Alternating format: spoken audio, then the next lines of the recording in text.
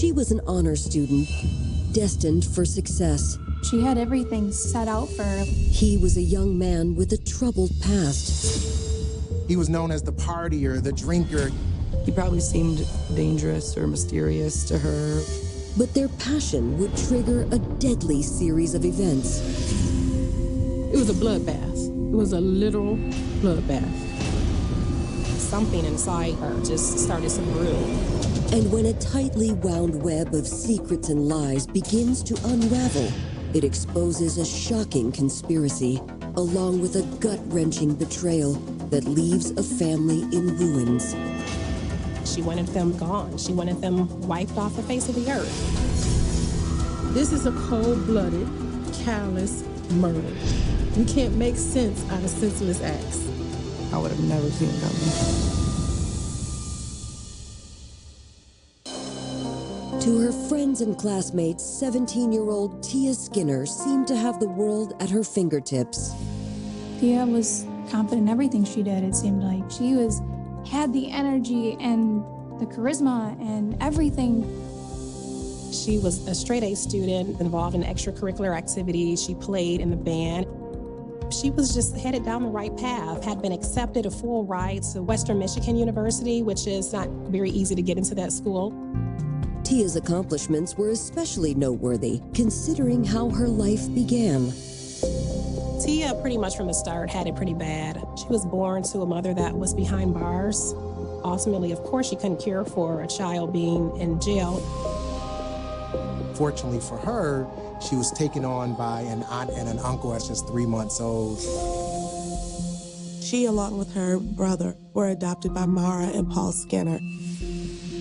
She just blended so well with that family that you wouldn't think anything of her. Mara and Paul, they were very loving. They had 2 beautiful children of their own.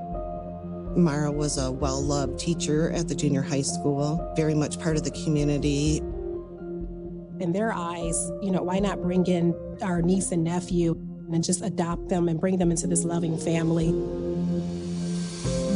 With Paul and Mara's support, Tia blossomed into a radiant young woman who was a friend to everyone she met.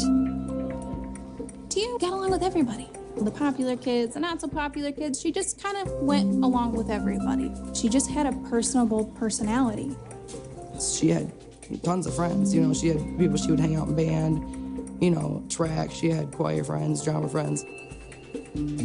Of her many extracurricular activities, Tia's favorite was singing in the church choir where her family attended service each and every Sunday. And it was at church that Tia met the young man that would change her life forever. Ultimately, she meets this young man, Jonathan Kurtz. Jonathan was 18 years old when they met, and Tia was 17 years old. Despite their closeness in age, the 2 teenagers appeared to have little in common. Where Tia had been on the road to success, Jonathan had spent most of his youth headed down a dark path. He lived a different life than Tia did. His family wasn't the close-knit family that Tia had. In fact, his mom wasn't really in his life, and his dad wasn't a great support of his. He was kind of a troublemaker, drinking, drugs, partying. It was kind of disheartening, honestly. It felt like he didn't have a future ahead of him. I'd never seen him happy. He was in a dark space. Thankfully for Jonathan, he began to turn his life around with the help of a close friend. A friend of his by the name of James Preston and his family actually embraced Jonathan and knew that he was kind of headed in the wrong direction. So they took it upon themselves to bring him to this youth church group in order to hopefully get his life on the right path. James wasn't doing drugs and alcohol. And so I believe Jonathan really wanted to get his life in order, and this is why he hung around James. The desire to grow into a better person is also what seemed to draw Jonathan to fellow church member Tia Skinner. They're seeing each other at this youth group, and he sees that she has a very caring spirit. Meeting someone like Tia, who's on a solid foundation, has a strong family background, There was something there between them. He found someone who not only accepted him for him, but he saw someone that, wow, this is someone who could probably help him change and be better. Jonathan's sudden interest in Tia caught her by surprise. Not because his past made her uncomfortable, but because the attraction was mutual. Tia was an honor student. She seemed to be on a really straight path, and she had a great reputation. But then she met this guy, Jonathan. He was from a different side of the tracks, but she felt some kin to him. Maybe because he grew so attached to her so quickly, and maybe she wasn't, used to that, used to having somebody just all about her. That feels good when that happens, when somebody, gives you attention. She probably got that feeling like this is the guy that's gonna love me forever. But Tia Skinner and Jonathan Kurtz's fledgling romance would soon be overshadowed by a horrific series of events. Friday night, November 12th, 2010. It's a little before 11 p.m., and things at the Skinner household have started to wind down. It was just a typical family night. Mara and Paul had gone to bed in their bedroom, and Tia was watching TV with her brother, Jeff, downstairs. He hears his dad yelling and screaming for his life. Jeff runs upstairs. As he's coming from the basement, he could see his dad, and his dad is chasing someone out the door. Jeff sees blood everywhere, all over the floor. He runs upstairs, sees his mom, and she's already calling 911. Thanks for calling 911.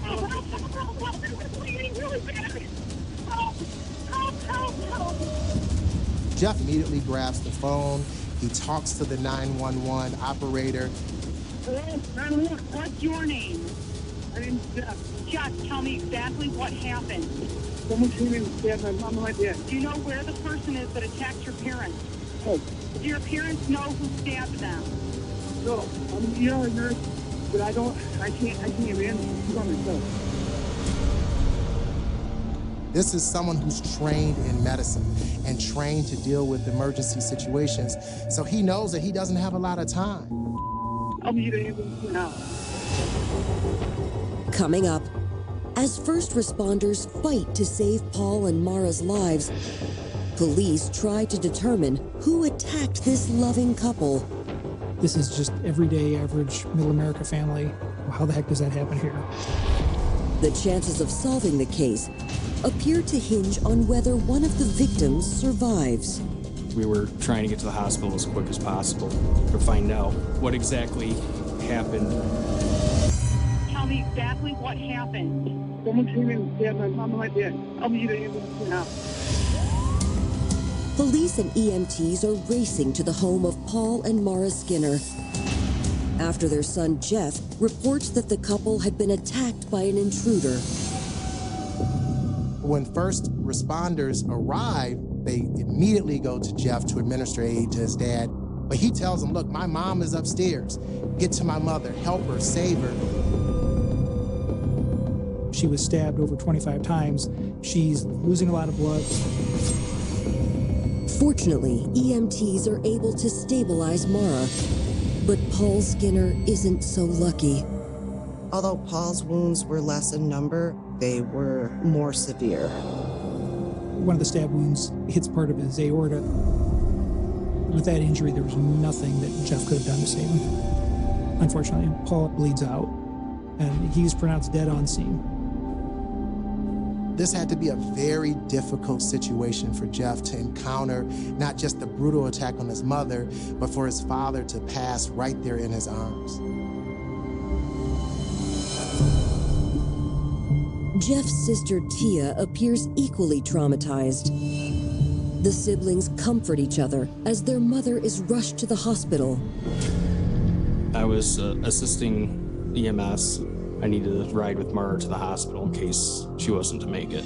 We were trying to get to the hospital as quick as possible and telling her to keep her eyes open, keep breathing, and she was able to do that, but there was no communication other than making sure that she kept fighting.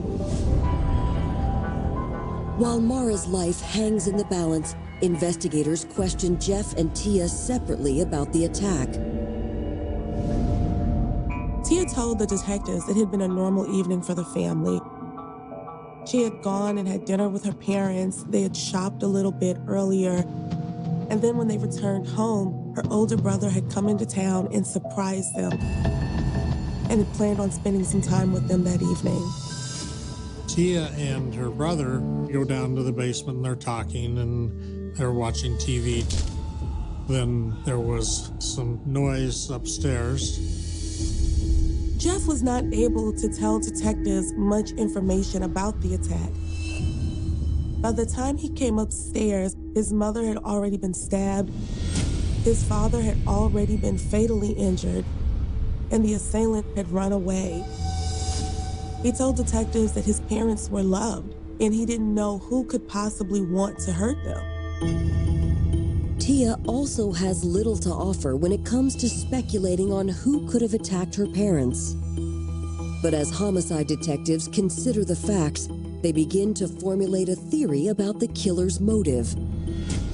This is a family that's well respected in the community, and some people may have viewed them as a family of means. So the police initially think that, well, maybe this is why the attack occurred. The intruder attacks Paul and Mara, looking for money, looking for valuables, or looking for something there inside the home. There's also speculation that the killer may have initially set his sights on the family earlier in the evening. My original thinking was, okay, you came from Port Huron, you were shopping, maybe they saw you spending some money and thought that you had more at home. Tia and Jeff are led away as CSIs process the crime scene. Mostly you're struck by the amount of blood that's everywhere. If you look up in the bedroom, it's kind of a mess because of the struggle. There's footprints, there's handprints, there's blood splattering everywhere. It was a literal bloodbath. Investigators find 2 blood-stained knives near the staircase. The police found those right away. Those are just dropped kind of in the house. CSIs also find evidence of forced entry in Tia's bedroom. A screen was cut. They entered through a bedroom window. For the detectives, Tia's room seemed an odd point of entry. Because it was elevated, it meant that the assailant had to climb a ladder or have a stool or chair of some type to get in. It just seemed that it was a more troubling way to get into the house. Officers find no trace of a ladder or footstool outside Tia's window. And inside the home, detectives find evidence that appears inconsistent with a home robbery. No valuables had been taken, the house had not been ransacked, and so it was difficult for them to find a motive for why someone would break into this home. A normal intruder home invasion, if they're looking for valuables, they're gonna look for an opportunity when the family's not there. But in this situation, you had a mother there, a father, and 2 children there at the same time. And there were valuables right there on the first level. They could have gotten things on the first floor, got in and got out right out that window. Why would they go upstairs? Why would they go to the bedroom and attack this husband and wife? It now seems that the assailant had entered the Skinner home with only one intention: to kill Paul and Mara. Once you start putting the victim in that light, you have to look at why. What are some of the reasons someone would want to attack Mara and Paul Skinner? Police interview the Skinners' neighbors to learn more about the couple. They started doing a canvass and knocking on neighbors' doors to see if they saw anyone that night that may give us a clue. One of the questions detectives ask is whether Paul or Mara could have been hiding a secret. The first theory is that there is some dissension somewhere, that somebody has an enemy somewhere, and is there some kind of love triangle? No one who knew Paul and Mara believes that to be the case, nor can anyone think of a single reason why someone would attack the Skinners. Everyone said, these are good people. They've never had any problems with anyone. They're great neighbors. They help us out. We help them out. These are two people who did not live lives that would expose them to these type of attacks. These are two folks who went to church, they adopted 2 kids, they had a strong family, they were beloved, they were well respected. There's only a couple hundred people in the entire community, so to have this murder occur in this close-knit country town was really remarkable. And then to have it happen to a teacher who everybody knew and loved. While investigators try to figure out who attacked the Skinners and why, Mara Skinner remains in the ICU, her life hanging by a thread, along with detectives' hopes of solving this case. The only witness to this crime was Mara Skinner. The police desperately need to talk to her to find out if she remembers anything from the stabbing. Coming up, police attempt to speak with Mara before it's too late. I'm trying my best to get as much detail as possible, as quickly as possible. And new evidence points to a possible suspect.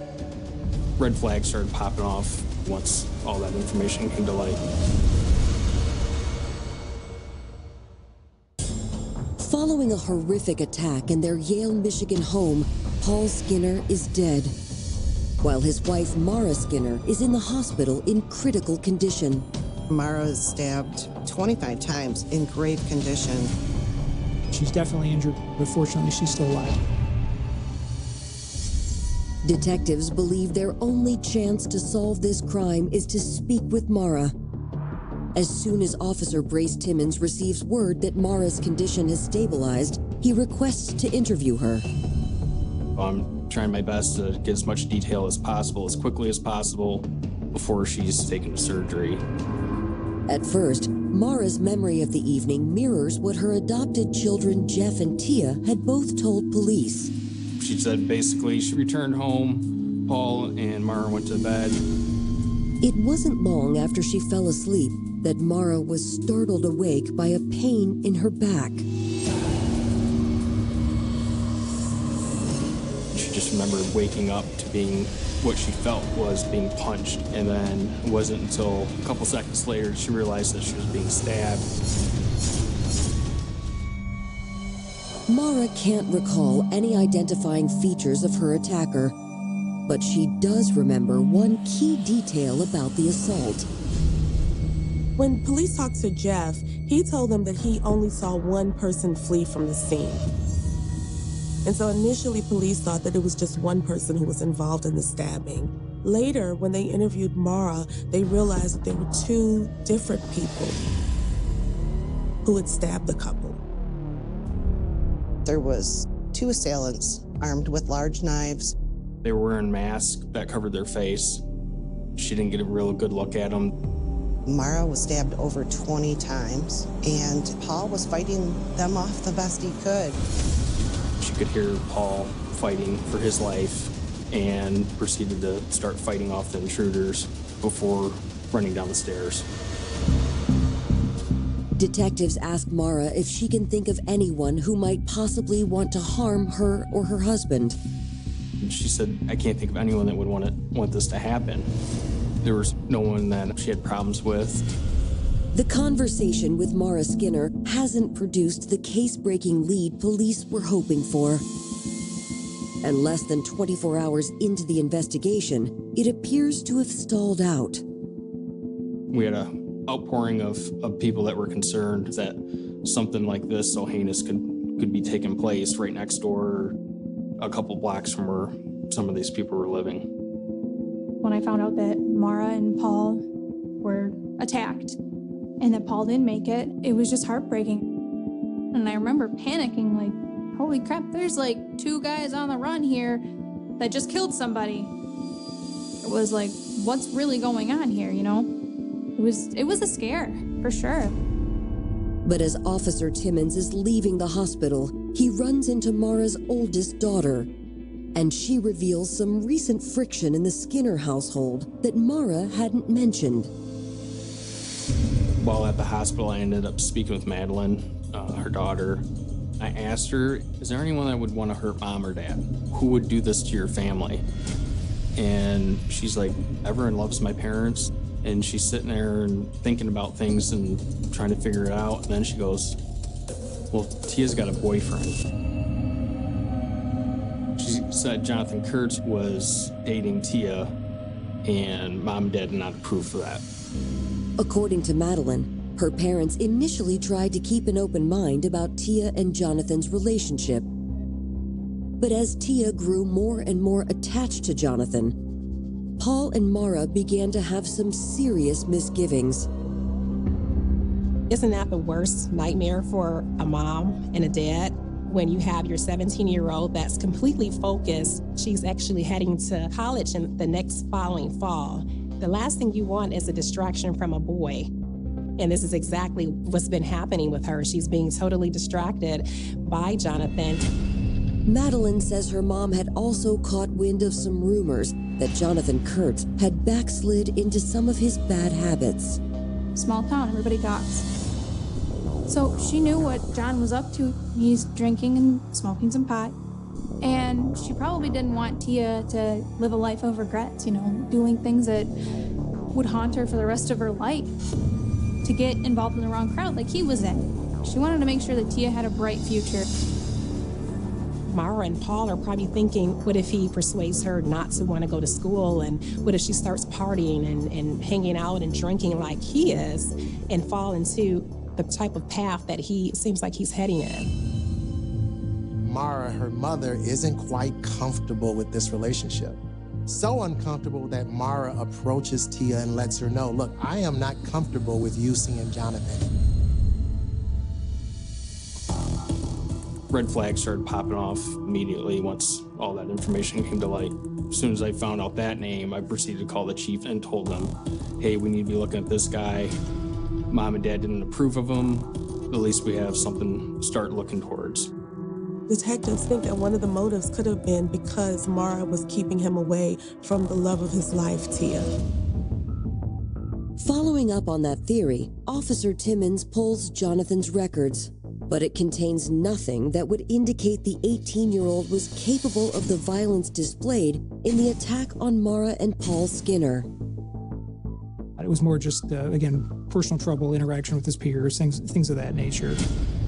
The lack of violence in Jonathan's past makes Officer Timmons wonder if he's barking up the wrong tree. At that time, I'm thinking, this is a random attack. Someone broke into the wrong house. This generally, small community stuff like this doesn't happen.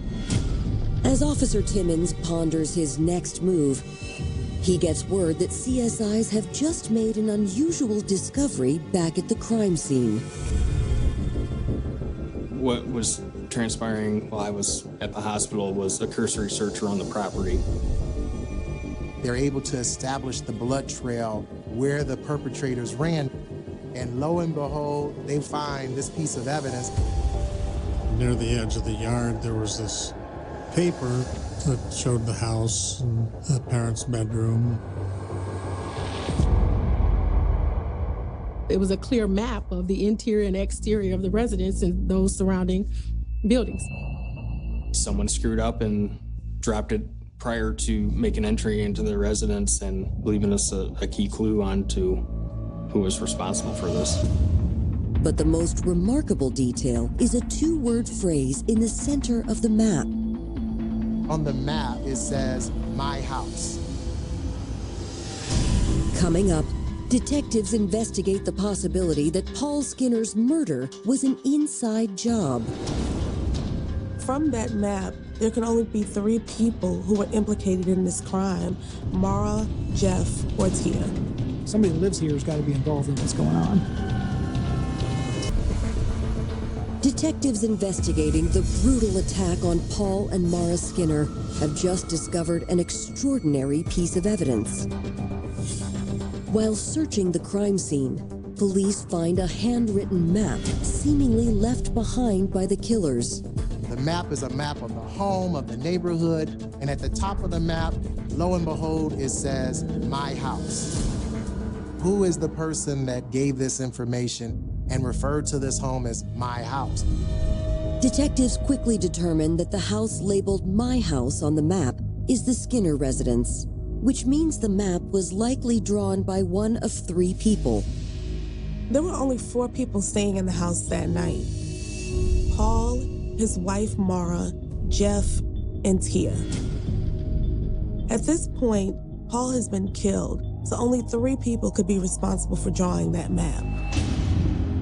But which Skinner family member drew the map?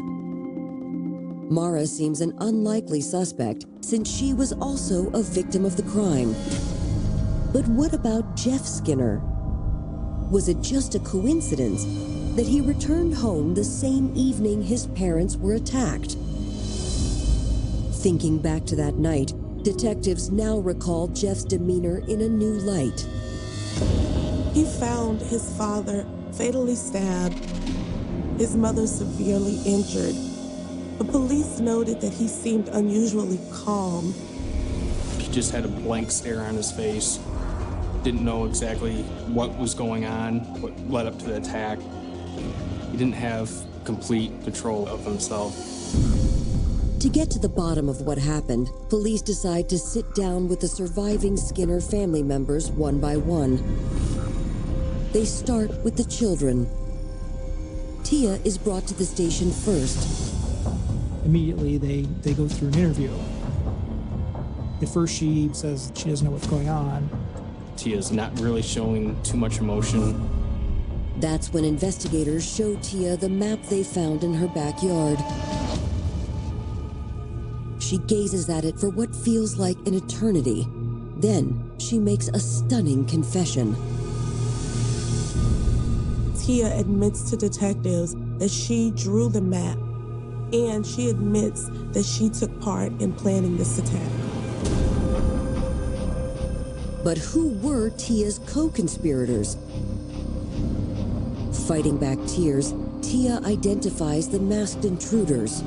Her boyfriend, Jonathan Kurtz, and his good friend, James Preston. But she tells the police these were 2 men who actually persuaded her to get involved. Tia tries to place most of the blame for the attack on her boyfriend, Jonathan. He was upset because her parents didn't want her to be with him and that they had created distance between the 2 of them. And that's what led to the attack. She says it was Jonathan and James who planned this. She says that Jonathan put pressure on her and they made her get involved in this. Is Tia telling the truth? Had Jonathan forced her to participate in the attack on her parents?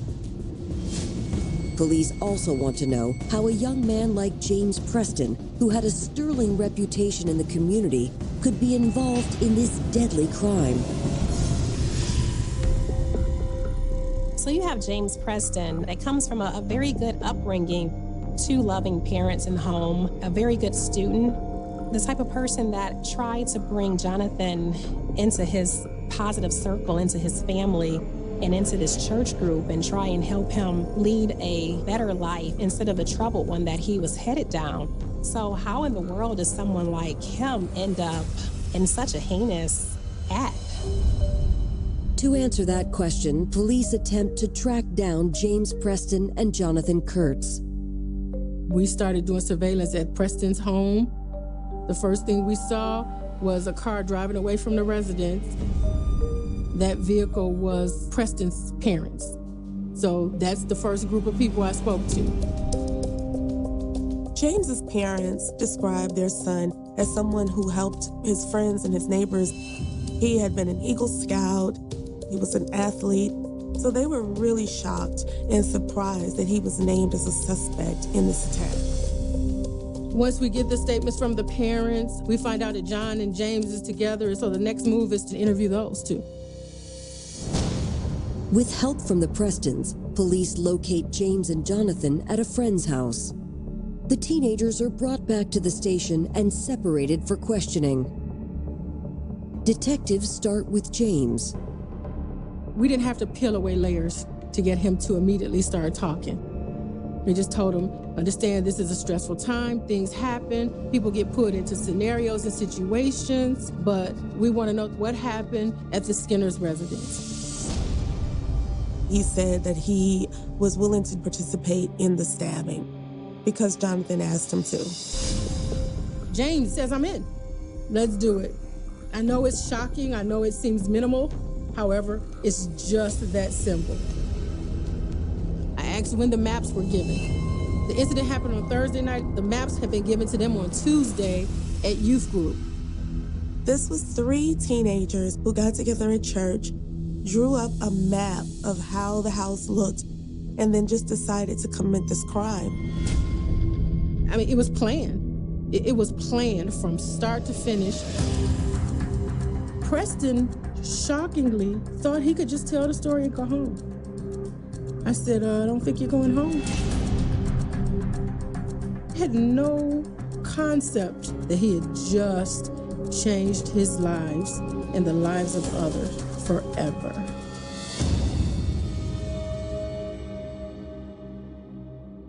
With the information she's gathered from James Preston, Detective Twana Powell confronts Jonathan Kurtz. Like with James, she doesn't have to do much to get Jonathan to talk. I didn't have to work at this. I didn't have to peel away layers. There was no coercion. There was no long drawn out sitting in a room for an hour. It was just, tell me what happened that night. And I was told what happened that night. Jonathan Kurtz admitted that the plan was to go through Tia's window. He was supposed to sneak through the house and find Tia's parents in their bed. Kurtz says that he started questioning whether they should do it. And Preston said, well, no, let's get it done. They went upstairs. The parents were lying in bed next to each other. Jonathan went to the side of the bed where Mrs. Skinner was on. James went to the side of the bed where Mr. Skinner was on.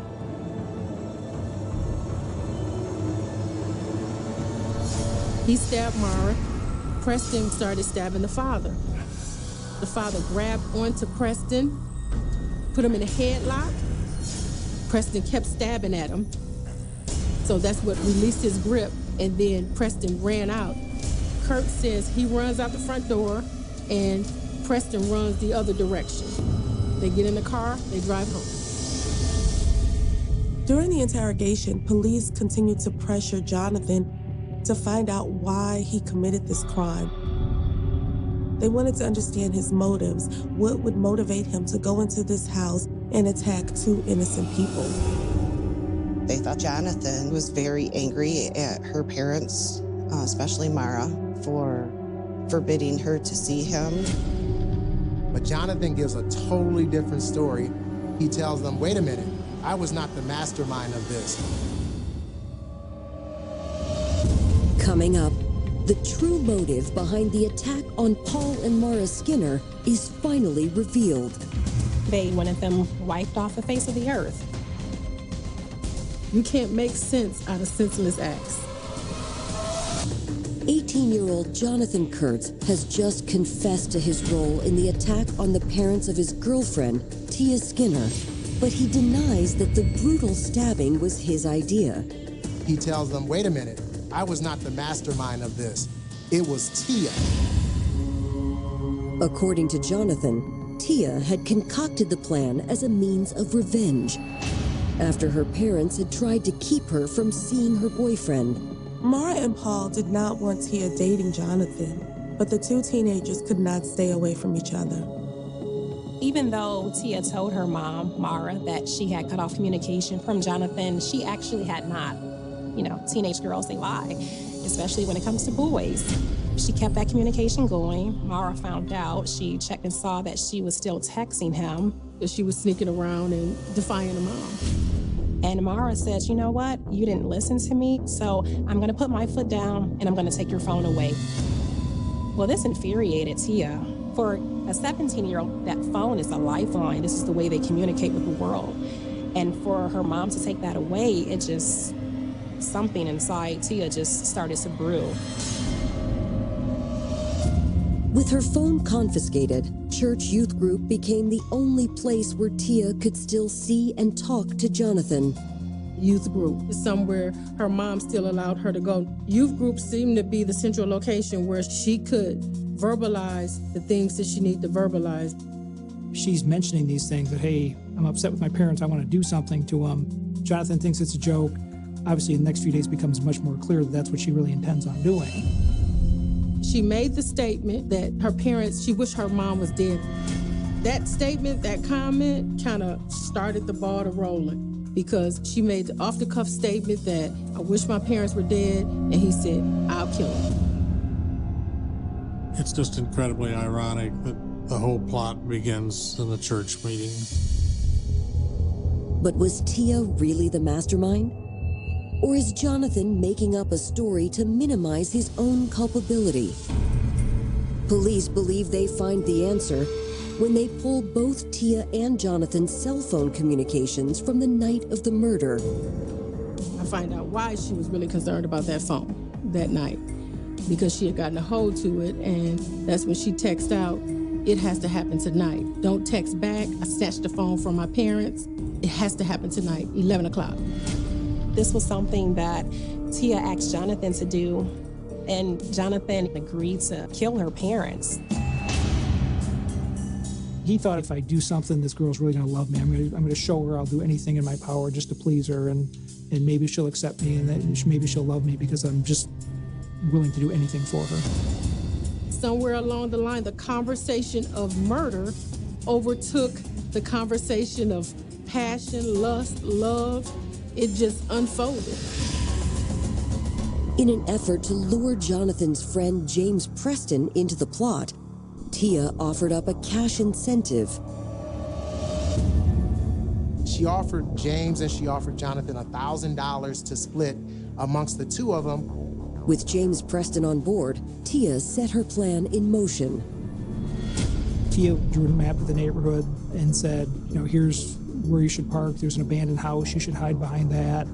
Here's where my house is. She also, at some point, drafted a detailed list of instructions. The first thing she talks about is, when you come in the house, we got dogs, try not to hurt the dogs. I want you to come in and kill my parents, but don't hurt the dogs. None of the three were innocent. They were all voluntary participants, and they planned to carry out the crime, and they did. They wanted her parents gone. They wanted them wiped off the face of the earth. Why? Because of a cell phone? Knowing my experience with homicides and crimes of passion and things of that nature, it just did not make sense for it to culminate from, I don't like your boyfriend, give me your phone, to murder. If the theory is she was just mad because mom took her cell phone, where was dad in this? If the anger and the animosity was just at mom, why is it that dad was included? And so it had to be asked and answered because it just wasn't measuring up. Tia and Jonathan were so upset, not just with Mara, but with Paul as well, because ultimately Paul did, in fact, he very much supported his wife. He supported her decision about Jonathan. Tia was very upset about her phone being taken away. Jonathan probably didn't accept that too well because his girlfriend's parents are trying to keep him away. He's been pushed away his entire life by teachers, by friends, by family, and once again, he's being pushed away. He's being told he isn't good enough, basically, for someone's daughter. So in his mind, there's probably all type of thoughts brewing. Tia Skinner, Jonathan Kurtz, and James Preston are all charged with first-degree murder, assault, attempted murder, and conspiracy to commit murder. On June 22, 2011, Jonathan Kurtz is the first to stand trial in St. Clair County, Michigan. His defense attorneys argue that Jonathan wasn't aware of the severity of his crimes because of his delicate mental state at the time.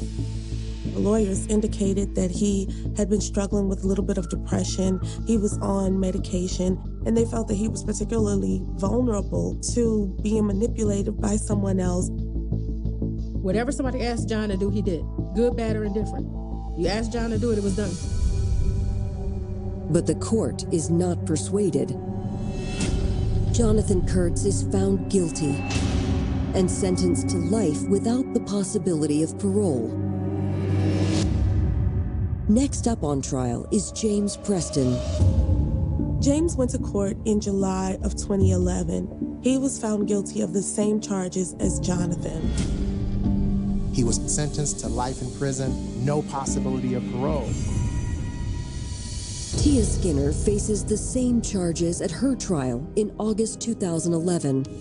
In court, her entire family is there, including her adoptive mother, Mara, and they all just want justice. Prosecutors said that essentially Tia was the person who designed this plan. Jonathan and James would have never been in the house that night. Without her, this murder would have never been committed. She is the one that said, this needs to happen now. You need to do this. You need to come in and do this. She was the one who ordered it. She's the one who thought of the day and the time. She's the one who left the knives out. She's the one who opened the window. She's the one who orchestrated this entire murder. Tia was found guilty of first-degree murder, assault, attempted murder, and conspiracy to commit murder. Tia Skinner is given a mandatory sentence of life in prison without parole. I would have never seen it coming. Maybe from other kids at school that were quiet and kept to themselves and were different or outsiders, but not from somebody who always had a smile on their face. It's pretty sad to be thinking about it. Like, I think about it a lot, like how much she's missed out on. Like, she missed out on prom, graduation, 21st birthday. But she made her bed, she's gotta lay in it now. Here, Mara thought she was doing the best thing that she could for Tia, bringing her in, providing her with a loving home and a wonderful family.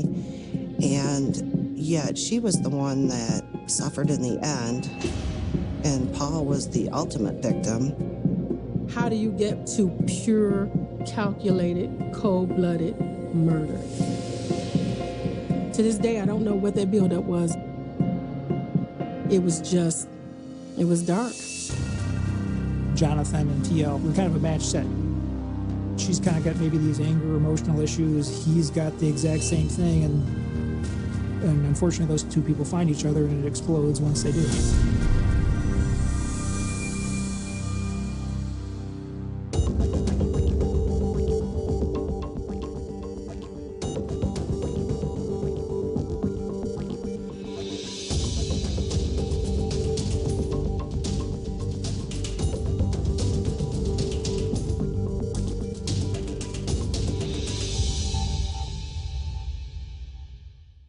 On the morning of March 20th, 1986, inside an Italian prison, a man sat facing the ruins of a life that had once seemed untouchable. For years, Michel Sindona had been described as a financial genius. He had moved comfortably through the highest levels of international banking. His influence stretched across Italy, Europe, and the United States. He advised powerful institutions. He controlled banks. He managed fortunes. To many observers, he appeared to embody the image of modern financial success. Now, he was a convicted criminal. Just 2 days earlier, a court had sentenced him to life imprisonment for ordering the murder of Giorgio Ambrosoli, the lawyer whose relentless investigation had helped expose one of the largest financial scandals in modern Italian history. The verdict had brought a sense of closure to a case that had consumed investigators, prosecutors, journalists, and financial regulators for more than a decade. A man who once commanded enormous power had finally been held accountable. But the story was not over. In fact, one of its most enduring mysteries was only beginning. That day, Sindona drank a cup of coffee. Soon afterward, he became violently ill. Doctors rushed to treat him. Tests revealed something shocking. He had ingested cyanide, one of the most notorious poisons in criminal history. Within days, Michel Sindona was dead. The official conclusion would eventually be suicide. Yet almost immediately, questions began to circulate. How had cyanide found its way into the prison? Why had a man who possessed decades of secrets suddenly died just after receiving a life sentence? And why did some people believe that Sindona's death had less to do with despair and more to do with silence? According to some accounts, before slipping into a coma, Sindona reportedly uttered a chilling statement. "They poisoned me." Whether those words were true or not remains impossible to prove. What is certain is that the death of Michelle Sindona marked the final chapter in a scandal so vast that even today it continues to fascinate historians, investigators, and students of organized crime. Because the Sindona affair was never simply about one banker. It was about power. It was about influence. It was about what can happen when money moves through systems too complex for ordinary people to understand and too powerful for authorities to easily control. And at the center of it all stood a man whose rise seemed almost impossible. To understand why his death generated so many questions, we first need to understand the world he inhabited. A world where financial transactions crossed borders faster than investigators could follow them. A world where banks could become instruments of hidden agendas. A world where influence often traveled through private meetings rather than public institutions. In a world where the boundaries between legitimate finance and criminal enterprise appeared dangerously thin. The story begins decades earlier, long before prison walls and poison coffee. It begins in Sicily. Throughout the 20th century, Sicily occupied a unique place within Italy's political and social landscape. It was a region rich in history and culture, yet also associated with powerful criminal organizations whose influence extended far beyond the island itself. It was here in 1920 that Michelle Sindona was born. At first, his path appeared conventional. He trained as a tax lawyer. Those who knew him recognized an intelligent and ambitious man. He understood numbers. He understood legal structures. Most importantly, he understood how financial systems worked. These skills would become the foundation of an extraordinary career.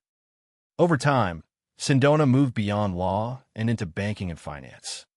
As international markets expanded during the post-war decades, opportunities emerged for individuals capable of navigating increasingly complex financial networks.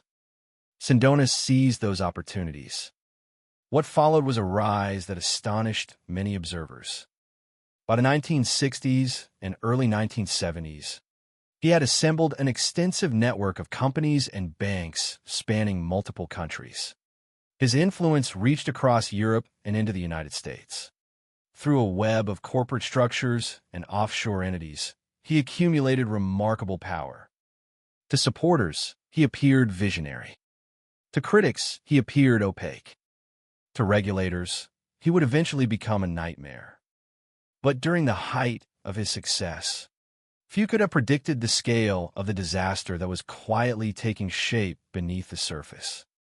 The image presented to the public was one of confidence and achievement. The reality would prove far more complicated.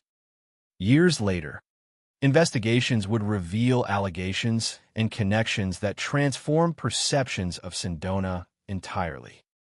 Investigators would examine his alleged ties to the Sicilian mafia. They would uncover his membership in Propaganda 2, often referred to simply as P2, a secret organization whose influence extended into politics, finance, and other centers of power. They would also scrutinize his relationships with major financial institutions, including the Vatican Bank. What initially appeared to be the story of a successful banker gradually became something much larger. Every new discovery expanded the scope of the scandal. Every layer removed revealed another beneath it. And every answer seemed to generate new questions. Yet perhaps the most remarkable aspect of the Sindona affair is not the complexity of the financial crimes themselves. It is the number of worlds that collided within a single story. Banking, politics, religion, organized crime, international finance, secret networks. Each of these elements would eventually intersect. Each would contribute to the creation of a scandal whose consequences would be felt across continents. But scandals of this magnitude do not collapse overnight. Their destruction unfolds gradually. At first, warning signs appear. Then questions emerge. Then investigators begin to look more closely. And eventually, the entire structure begins to crumble. In Sindona's case, that process would expose not only questionable financial practices, but also a chain of events that led directly to murder. Because while Michelle Sindona would become the most famous name associated with the affair, he was not its most tragic figure. That distinction belongs to Giorgio Ambrosoli. Unlike Sindona, Ambrosoli was not a wealthy banker. He was not a financier. He was not a man seeking power. He was a lawyer, a man assigned a difficult and deeply technical task. His job was to examine what remained after parts of Sindona's financial empire began to collapse.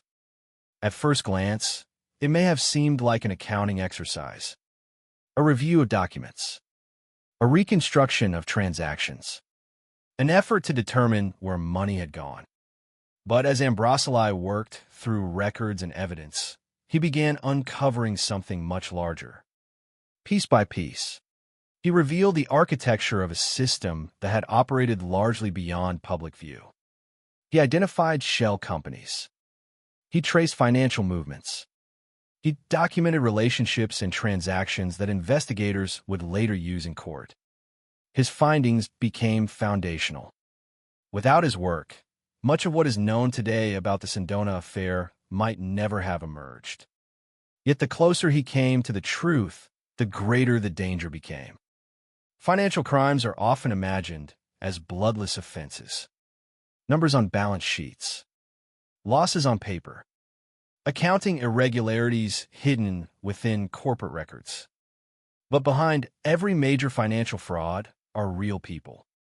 Investors who lose savings, employees who lose jobs, institutions that lose stability, families that lose security, and sometimes individuals who lose their lives.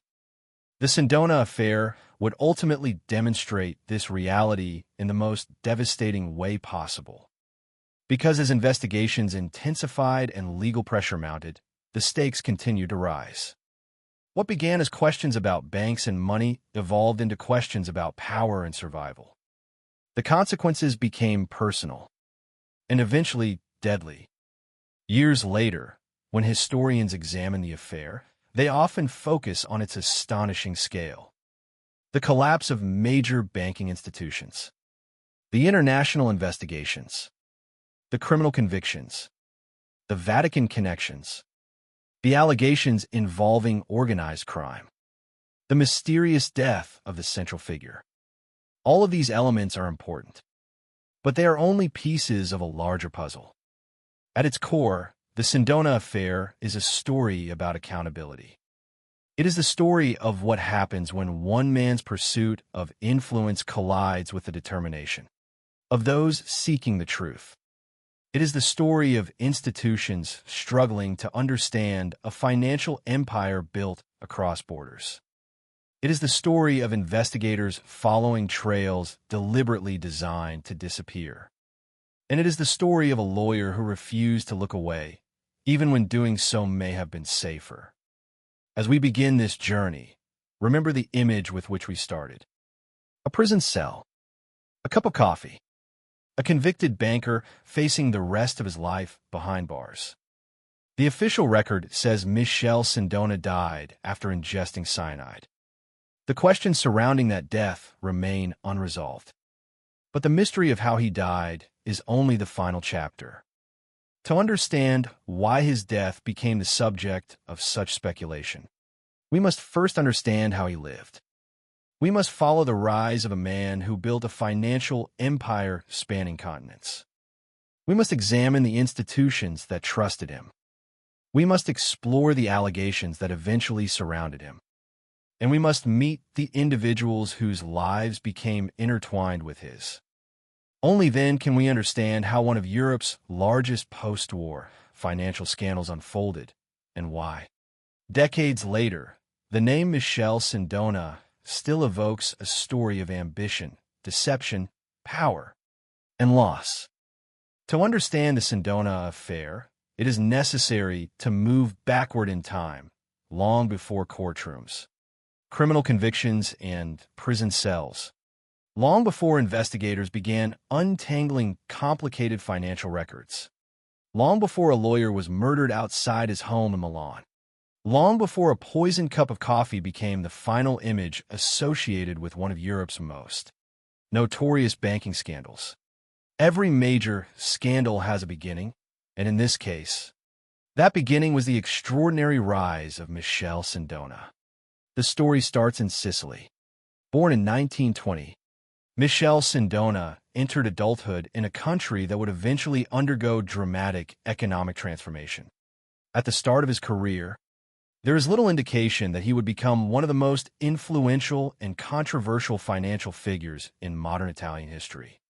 He trained as a tax lawyer, a profession that required precision, patience, and an understanding of complex financial structures. Those skills would later become the foundation of his success. Law gave him insight into regulations. Finance gave him opportunity. And ambition pushed him towards something far larger than an ordinary legal career. During the decades that followed the Second World War, international finance expanded rapidly. Economic growth created opportunities for bankers, investors, and entrepreneurs. New financial relationships emerged across borders. Capital moved more freely. Institutions sought innovative ways to manage wealth. It was an environment that rewarded individuals who understood both the language of law and the mechanics of money. Sindona proved exceptionally skilled at navigating that world. Over time, he transitioned from legal work into banking and finance. What followed was a remarkable ascent. By the 1960s and early 1970s, Sindona had assembled an extensive network of banks and corporations. His influence spread across Italy, Europe, and the United States. He controlled numerous business interests through corporate structures located in places known for financial secrecy, including Liechtenstein and other offshore jurisdictions. To the outside world, these arrangements often appeared sophisticated and modern. International finance was becoming increasingly complex, and Sindona seemed perfectly positioned to thrive within it. His reputation grew. Many observers viewed him as a brilliant banker. He cultivated the image of a financial innovator, someone capable of operating comfortably within the highest levels of international banking. He developed relationships with powerful institutions and influential figures. Success seemed to follow him. The image was persuasive. Newspapers, investors, and business leaders saw a man who had mastered the complicated machinery of global finance. Yet one of the central themes of the Sindona affair is the difference between appearance and reality. The public image presented by Michele Sindona would later be challenged by revelations that emerged during investigations on both sides of the Atlantic. Those investigations painted a far more troubling picture. Years after his rise to prominence, authorities and investigators would examine allegations connecting Sindona to the Sicilian Mafia. They would also discover his membership in Propaganda 2, commonly known as P2. This secret organization occupied a controversial place within Italian public life. Its membership reportedly included influential figures for politics, finance, and other powerful institutions. The significance of these connections would become increasingly apparent as the scandal unfolded. Another important relationship involved the Vatican Bank. Sindona maintained close ties to the institution and was widely regarded as a trusted financial advisor. This relationship enhanced his credibility. Association with such a significant institution reinforced the perception that he was a respected and capable financial operator. Trust is one of the most valuable assets in banking. People entrust banks with savings, investments, and futures. Institutions trust advisors with critical decisions. Governments trust financial systems to function transparently and responsibly. The higher an individual rises within that environment, the more valuable trust becomes. For years, Sindona possessed that trust in abundance. Looking back, however, the remarkable aspect of his story is not simply how much influence he accumulated. It is how many different worlds intersected around him. Banking, international finance, politics, religion, organized crime, secret networks. At first, these connections remained largely hidden from public view. But as later events would demonstrate, they were deeply important to understanding both the rise and the collapse of his empire. During the height of his success, few people outside specialized financial circles could fully appreciate the scale of his operations. Through a network of companies and banking institutions, money moved across borders and through complex corporate structures. Such arrangements were difficult for ordinary observers to understand. They were often difficult for regulators to understand as well. Complexity can serve legitimate purposes in international finance. But complexity can also obscure reality. One of the recurring questions that would later confront investigators was whether the very structures that made Sindona appear successful were also helping conceal serious problems. Those questions would eventually trigger years of investigations, legal proceedings, and public controversy. Yet before those developments occurred, another group of individuals became unwitting participants in the story. They were not powerful financiers. They were not members of secret organizations. They did not appear in newspaper headlines. Nevertheless, they would become some of the affair's most important victims. Financial crime is often discussed through numbers. Millions lost, billions transferred, accounts manipulated, institutions damaged. Yet numbers can sometimes conceal human consequences. Behind every balance sheet are people. Behind every financial collapse are lives affected by decisions made in distant offices and boardrooms. When banks fail, ordinary people suffer. Investors lose savings accumulated over years of work. Employees face uncertainty. Families discover that financial security can disappear with shocking speed. Institutions built over decades can be damaged in a matter of months. The victims of financial misconduct are not always visible, but their losses are real. This reality would become painfully clear as the Sindona affair progressed. The eventual collapse of parts of his financial empire would produce enormous losses. Investors would lose money. Financial institutions would face severe consequences.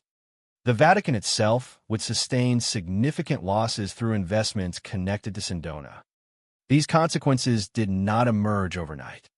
They accumulated gradually beneath the surface while the public image of success remained largely intact.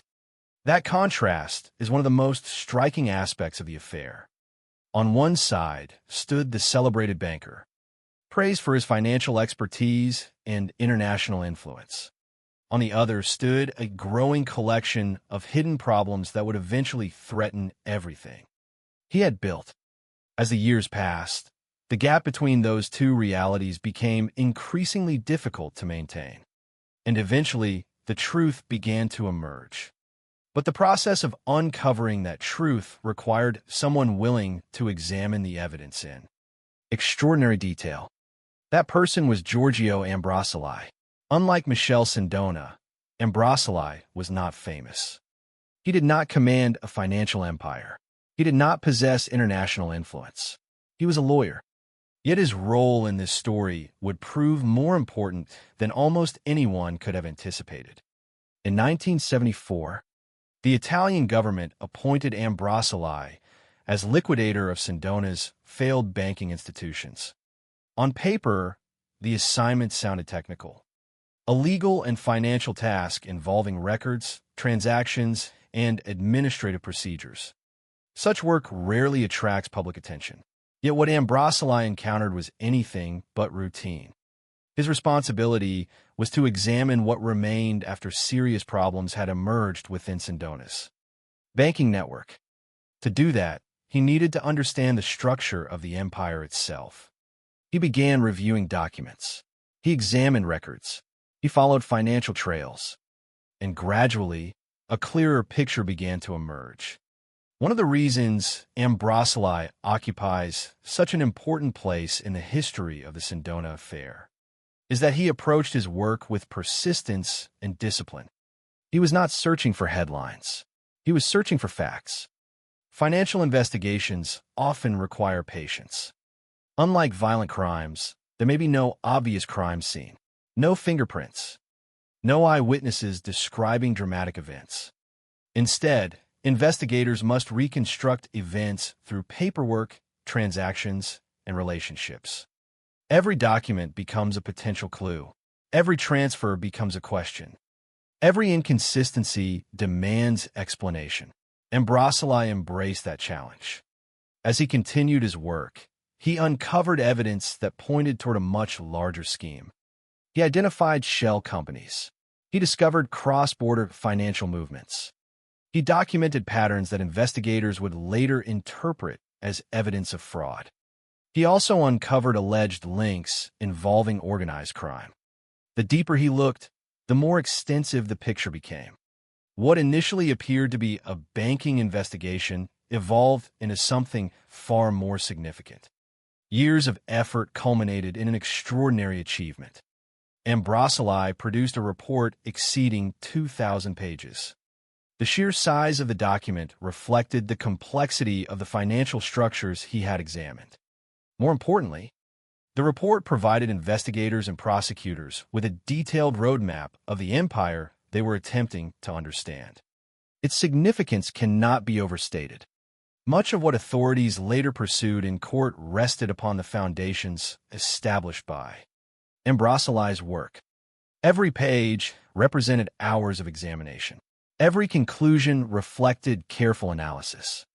Every discovery brought investigators closer to understanding what had occurred. Yet there was another side to this process. The more information Ambrosoli uncovered, the more dangerous his position became. The records he examined were not merely historical documents. They involved powerful interests and enormous sums of money. Every revelation increased pressure on individuals whose futures depended upon keeping certain facts hidden. At the time, no one could know exactly where the investigation would lead, but the risks were becoming impossible to ignore. Ambrosoli himself reportedly understood the seriousness of the situation. He recognized that his work carried consequences. Nevertheless, he continued. In many true crime stories, investigators arrive after violence has already occurred. Here, the situation was different. The investigation itself became part of the danger. The act of pursuing truth would ultimately place Ambrosoli directly in the path of powerful forces, determined to protect themselves. This is what makes his story so compelling. He was not chasing fame. He was not pursuing political advantage. He was performing a professional duty. Yet that duty would eventually make him one of the central figures in one of Europe's largest financial scandals. As we look back today, Giorgio Ambrosoli stands as a reminder that financial crimes are not victimless. The consequences of fraud and corruption extend beyond institutions and balance sheets. They affect real people. Sometimes those consequences become personal. Sometimes they become deadly. And sometimes the individuals who work hardest to uncover the truth pay the highest price. By the mid-1970s, two men stood on opposite sides of growing conflict. One was Michel Sindona, the banker whose empire was beginning to crack under scrutiny. The other was Giorgio Ambrosoli, the lawyer methodically documenting what he found within those cracks. Their lives had become connected by a financial scandal whose full dimensions were only beginning to emerge. Neither man could stop what was coming. The collapse had already begun. The investigations would deepen. The evidence would accumulate. The pressure would intensify. And eventually, the consequences would reach far beyond the world of banking. transforming a financial scandal into a true crime story that would shock Italy and capture international attention for decades to come. By the early 1970s, Michele Sindona appeared to be at the height of his power. From the outside, the image remained impressive. He controlled an extensive network of financial institutions. His influence stretched across national borders. He maintained relationships with major organizations and operated within circles that few ordinary citizens would ever enter. To admirers, he represented modern financial success. To critics, he represented a style of banking so complicated that understanding it seemed nearly impossible. Yet beneath the appearance of prosperity, dangerous pressures were building. The structures that had helped create Sindona's reputation were becoming increasingly difficult to sustain. Financial empires often collapse in silence before they collapse in public. The warning signs first appear in documents, transactions, and balance sheets long before they appear in newspaper headlines. By the time ordinary people become aware of the crisis, the damage is often already extensive. In the case of Michele Sindona, that process was about to begin. The first major turning point came in the United States. In 1972, Sindona acquired control of Franklin National Bank. At the time, Franklin National Bank was one of the largest banks in America. The acquisition represented more than a business transaction. It symbolized Sindona's arrival on the international stage. Owning a major American bank elevated his status and expanded his influence. It reinforced the image of a banker whose ambitions knew no boundaries. To many observers, the move seemed like a logical step in a remarkable career. But according to later investigations, serious problems were already developing beneath the surface. Prosecutors would eventually allege that Sindona engaged in a series of practices designed to maintain the appearance of success while concealing growing weaknesses. Investigators examined transfers of money among affiliated companies. They reviewed evidence suggesting that losses from foreign exchange operations had been hidden. They looked at allegations involving artificial profits and the movement of funds intended to support failing businesses. The details were complex. Financial crime rarely presents itself in simple terms. Transactions moved through multiple entities. Corporate structures obscured ownership. Money crossed borders.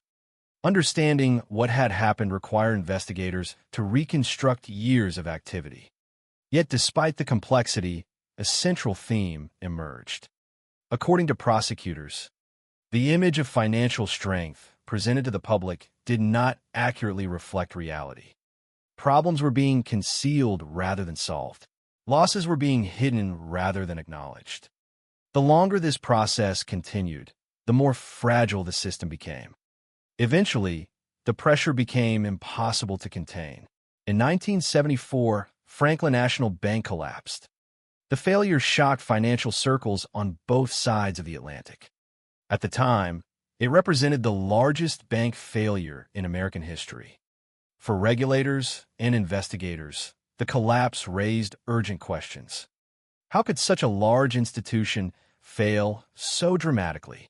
What had gone wrong? And who was responsible? The answers would not emerge immediately. But the collapse marked the beginning of a chain reaction that would eventually destroy much of Sindona's empire. In the United States, investigators began examining allegations that losses had been concealed, financial reports falsified, and funds improperly transferred. Prosecutors would later accuse Sindona of hiding tens of millions of dollars in losses, diverting bank money into private companies, bribing banking officials, and falsifying financial statements. The accusations painted a picture very different from the public image he had carefully cultivated. The celebrated banker was now becoming the subject of serious criminal scrutiny. Yet the problems were not confined to America. While Franklin National Bank was collapsing, another crisis was unfolding in Italy. Sindona's financial network included major banking institutions such as Banca Privata Finanziaria and Banca Privata Italiana. These institutions formed important components of his broader financial empire. As investigators and regulators began examining their activities, troubling patterns emerged. Transactions that had once appeared routine attracted closer scrutiny. Financial irregularities became increasingly difficult to explain. Hidden weaknesses surfaced. The system that seemed so powerful suddenly appeared vulnerable. The collapse of confidence spread quickly. Banking depends upon trust. Once that trust begins to disappear, the consequences can be devastating. Investors become nervous. Regulators become concerned. Business partners become cautious. Every new revelation increases uncertainty. In Sindona's case, the process accelerated rapidly.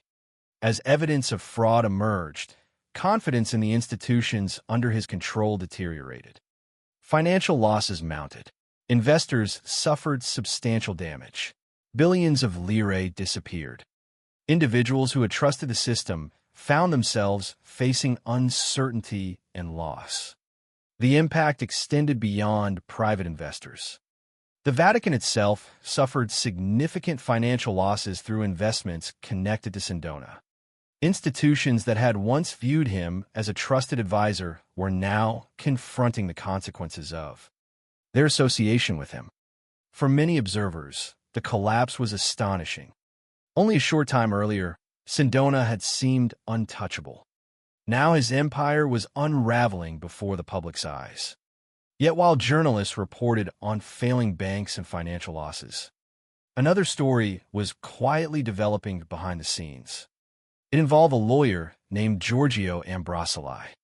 In 1974, as the crisis deepened, the Italian government appointed Ambrosoli to serve as liquidator for Sindona's failed banking institutions. The assignment was extraordinarily challenging. The financial structures he needed to examine were vast and complicated. Companies operated across borders. Records were scattered among multiple jurisdictions. Transactions moved through networks of entities whose relationships were not always immediately clear. For many people, such a task might have seemed overwhelming. For Ambrosoli, it became a mission. He began methodically examining documents and records. Day after day, he worked through financial data that few people could fully understand. His objective was simple in principle, though immensely difficult in practice. Determine what had happened. Where had the money gone? How had the system operated? And why had it failed? The answers did not emerge all at once. Instead, they appeared gradually, hidden within thousands of pages of documentation. Ambrosoli discovered shell companies. He identified cross-border financial transfers. He uncovered evidence suggesting illegal movement of money between countries. The deeper he investigated, the more extensive the network appeared.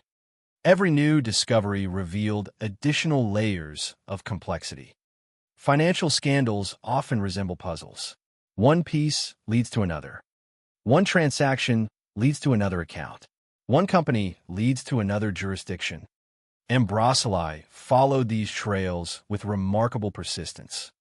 Over time, he assembled a picture of the system that investigators would later rely upon in criminal proceedings. He also documented alleged connections between financial operations and organized crime. These findings dramatically expanded the significance of the investigation. The case was no longer simply about failed banks. It was becoming a story involving broader networks of influence and power. Years of effort culminated in an extraordinary achievement. Ambrosoli produced a report exceeding 2,000 pages. The document represented one of the most comprehensive examinations of Sindona's financial empire ever conducted. Every page reflected painstaking analysis. Every conclusion rested upon evidence collected through years of work. The report would become a crucial foundation for future prosecutions. It would help investigators understand how the empire functioned and how it ultimately collapsed. But the report also carried another consequence. It made Ambrosoli dangerous to those who feared exposure. The more he uncovered, the greater the threat he posed.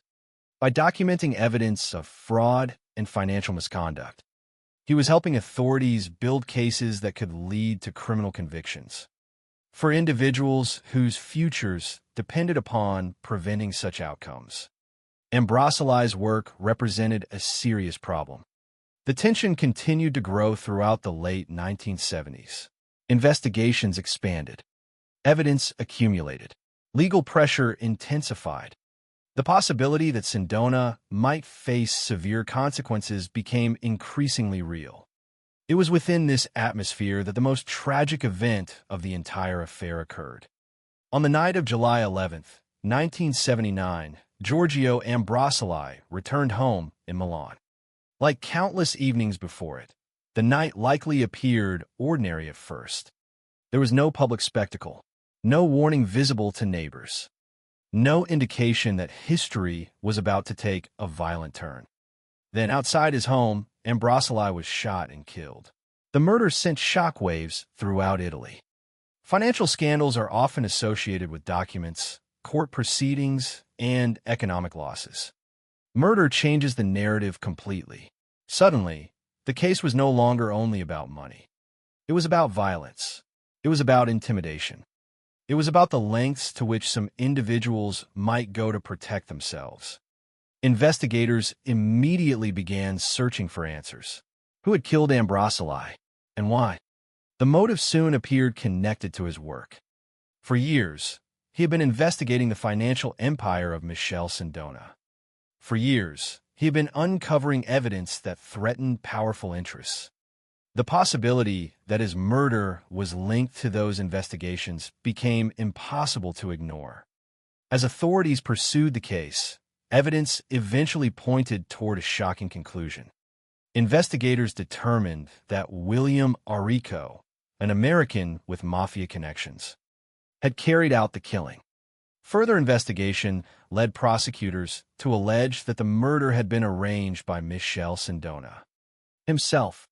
According to findings presented by investigators, approximately $50,000 had been offered for the assassination.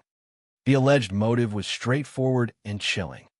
Ambrosoli's work threatened to expose financial activities that could result in devastating legal consequences. By removing him, those responsible hoped to stop the flow of damaging information. Whether viewed from a legal, moral, or historical perspective, the murder represented a profound turning point. It transformed Giorgio Ambrosoli from an investigator into a victim.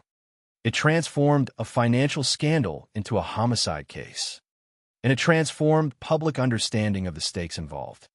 The murder also ensured that Ambrosoli would become one of the most respected anti-corruption figures in modern Italian history. His death highlighted the risks faced by those who pursue truth in the face of powerful opposition. He had not sought fame. He had not pursued political influence. He had simply followed the evidence wherever it led. That commitment ultimately cost him his life. As the 1970s drew to a close, the Sindona affair had evolved into something far larger than anyone could have imagined at the beginning of the decade. A major American bank had collapsed. Italian banking institutions had failed. Investigators had uncovered evidence of widespread financial misconduct. A lawyer had been murdered.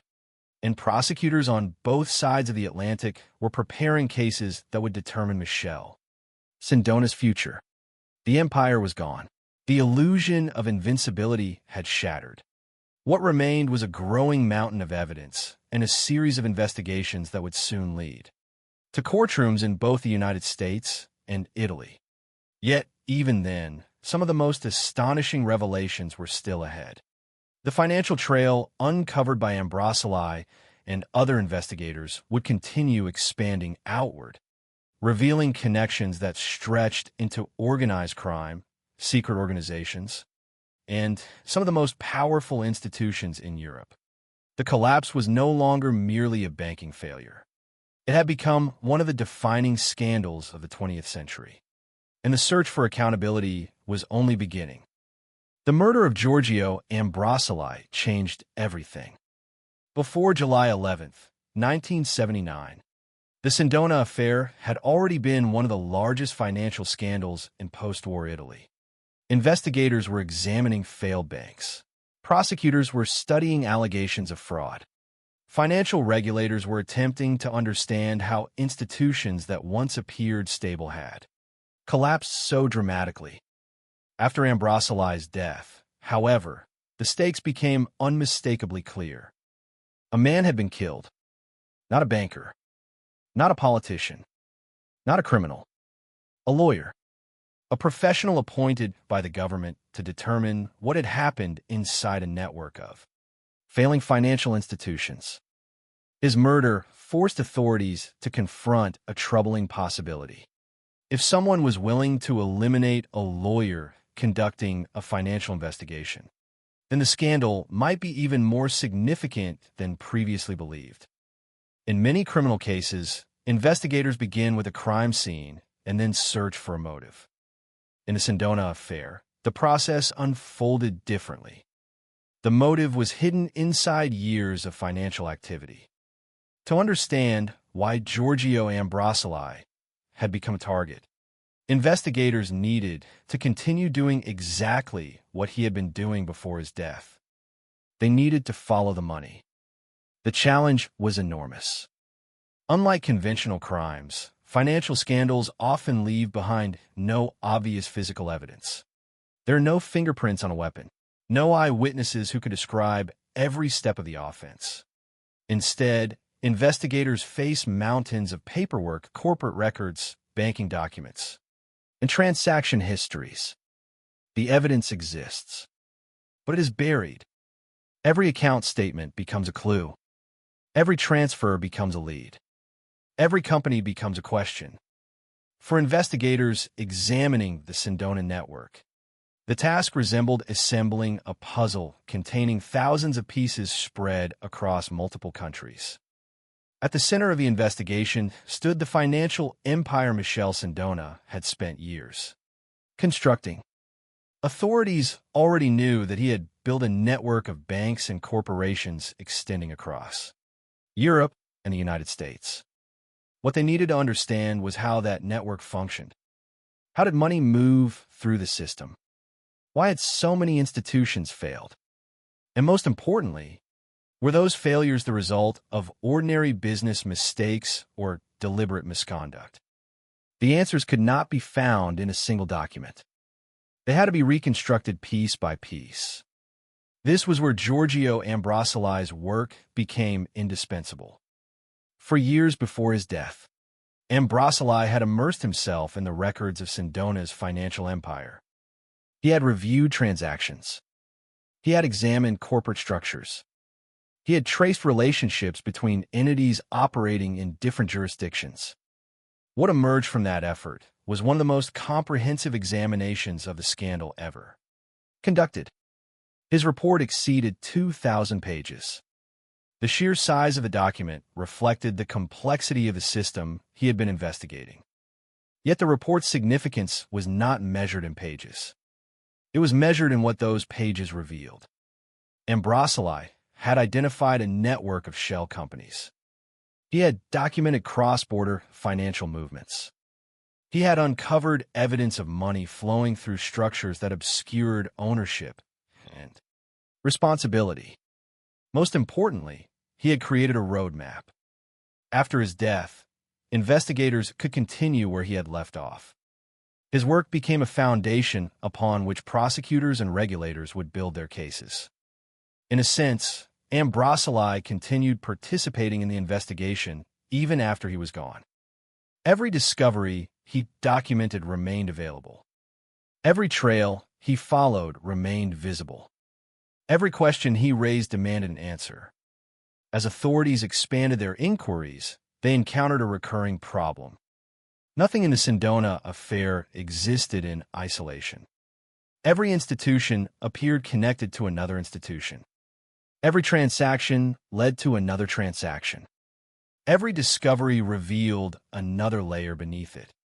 This complexity made the investigation extraordinarily difficult. Yet it also revealed something important. The scandal was not merely about the collapse of individual banks. It was about an entire network. And the deeper investigators looked, the larger that network appeared. One of the most significant areas of scrutiny involved allegations regarding organized crime. Throughout the investigation, authorities examined evidence suggesting connections between Michelle Sindona and the Sicilian Mafia. Such allegations transformed public understanding of the case. A banking scandal is one thing. Potential links between international finance and organized crime are something entirely different. The possibility that criminal organizations might have benefited from, influenced, or participated in financial activities expanded the significance of the investigation dramatically. It suggested that the affair might involve more than greed. It might involve power structures operating beyond the reach of traditional financial oversight. Investigators continued examining these alleged connections as they attempted to understand the full scope of the scandal. At the same time, another revelation was attracting increasing attention. Michelle Sindona was identified as a member of Propaganda 2, commonly known as P2. For many ordinary citizens, the name meant little. Yet within Italy, P2 occupied a deeply controversial position. It was a secret organization whose membership reportedly included influential individuals from politics, finance, and other sectors of public life. The existence of such connections generated intense interest. Investigators now face questions extending far beyond banking. How much influence had P2 exercised? Did membership provide access to powerful networks? Did those relationships affect financial operations? The available evidence did not always provide simple answers. Yet the discovery reinforced a recurring theme of the Sindona affair. The scandal seemed to touch multiple centers of power simultaneously. Every investigation uncovered another connection. Every connection raised new questions. Meanwhile, attention increasingly focused on Sindona's relationship with the Vatican Bank. For years, this relationship had enhanced his credibility. Being associated with such an important institution had strengthened public confidence in his reputation. Now investigators and observers began reassessing that relationship through a different lens. The Vatican itself suffered significant losses connected to investments involving Sindona. These losses highlighted the far-reaching consequences of the scandal. The damage extended beyond private investors and failed banks. Major institutions had also been affected. For many observers, this realization was deeply unsettling. Financial scandals typically damage specific companies or individuals. The Sindona affair appeared capable of affecting entire systems. Its consequences spread outward through banking networks, institutional relationships, and international financial structures. As investigators continued following these trails, another development began attracting attention among journalists and researchers. Comparisons emerged between the Sindona affair and another growing controversy involving Banco Ambrosiano.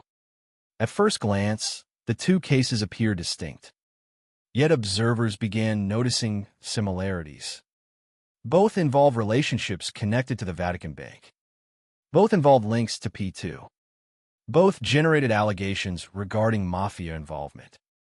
And both relied upon networks of offshore companies and complex international financial structures. These similarities led many researchers to view the Sindona affair as a precursor to later scandals. In their assessment, Sindona had pioneered methods and structures that would later appear elsewhere. Whether examined through the lens of banking history or criminal investigation, the parallels were difficult to ignore. At the center of the Banco Ambrosiano controversy stood Roberto Calvi. Over time, comparisons between Calvi and Sindona became increasingly common. Researchers argued that Sindona's methods had established a model subsequently adopted or adapted by others. The significance of these comparisons extended beyond individual personalities. They suggested that the problems investigators were uncovering might not be isolated events.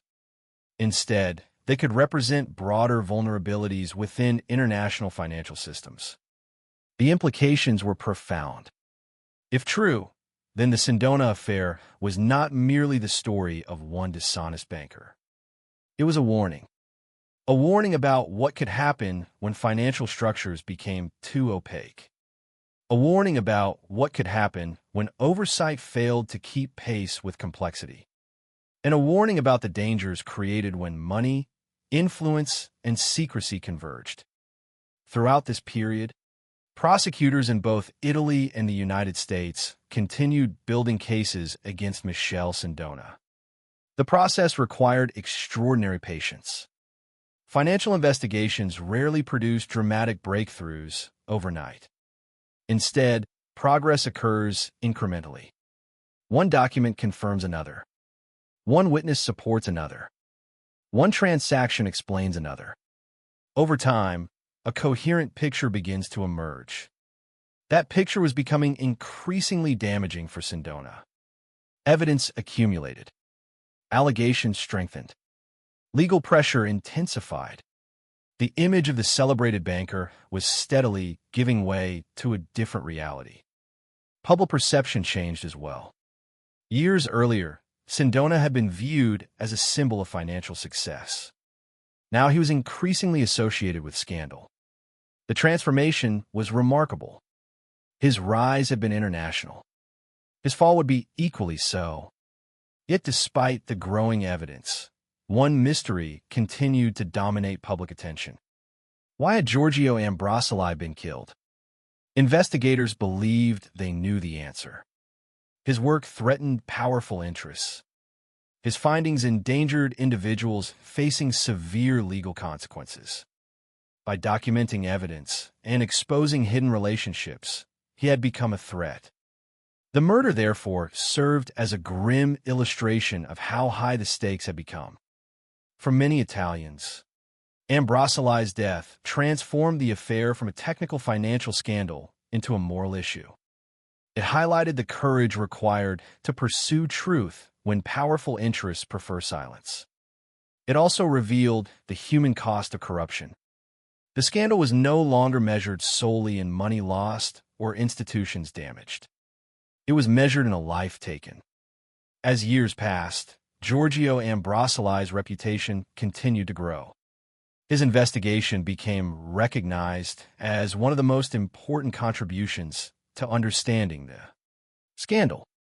His persistence provided investigators with critical evidence. His professionalism offered a model of integrity. And his death elevated him into a symbol of resistance against corruption. Meanwhile, the investigations he helped make possible continued moving forward. The network he had exposed became increasingly visible. The evidence he had assembled became increasingly important. And the legal consequences facing Michelle Sindona became increasingly unavoidable. The deeper authorities looked, the more they discovered. Banks connected to companies.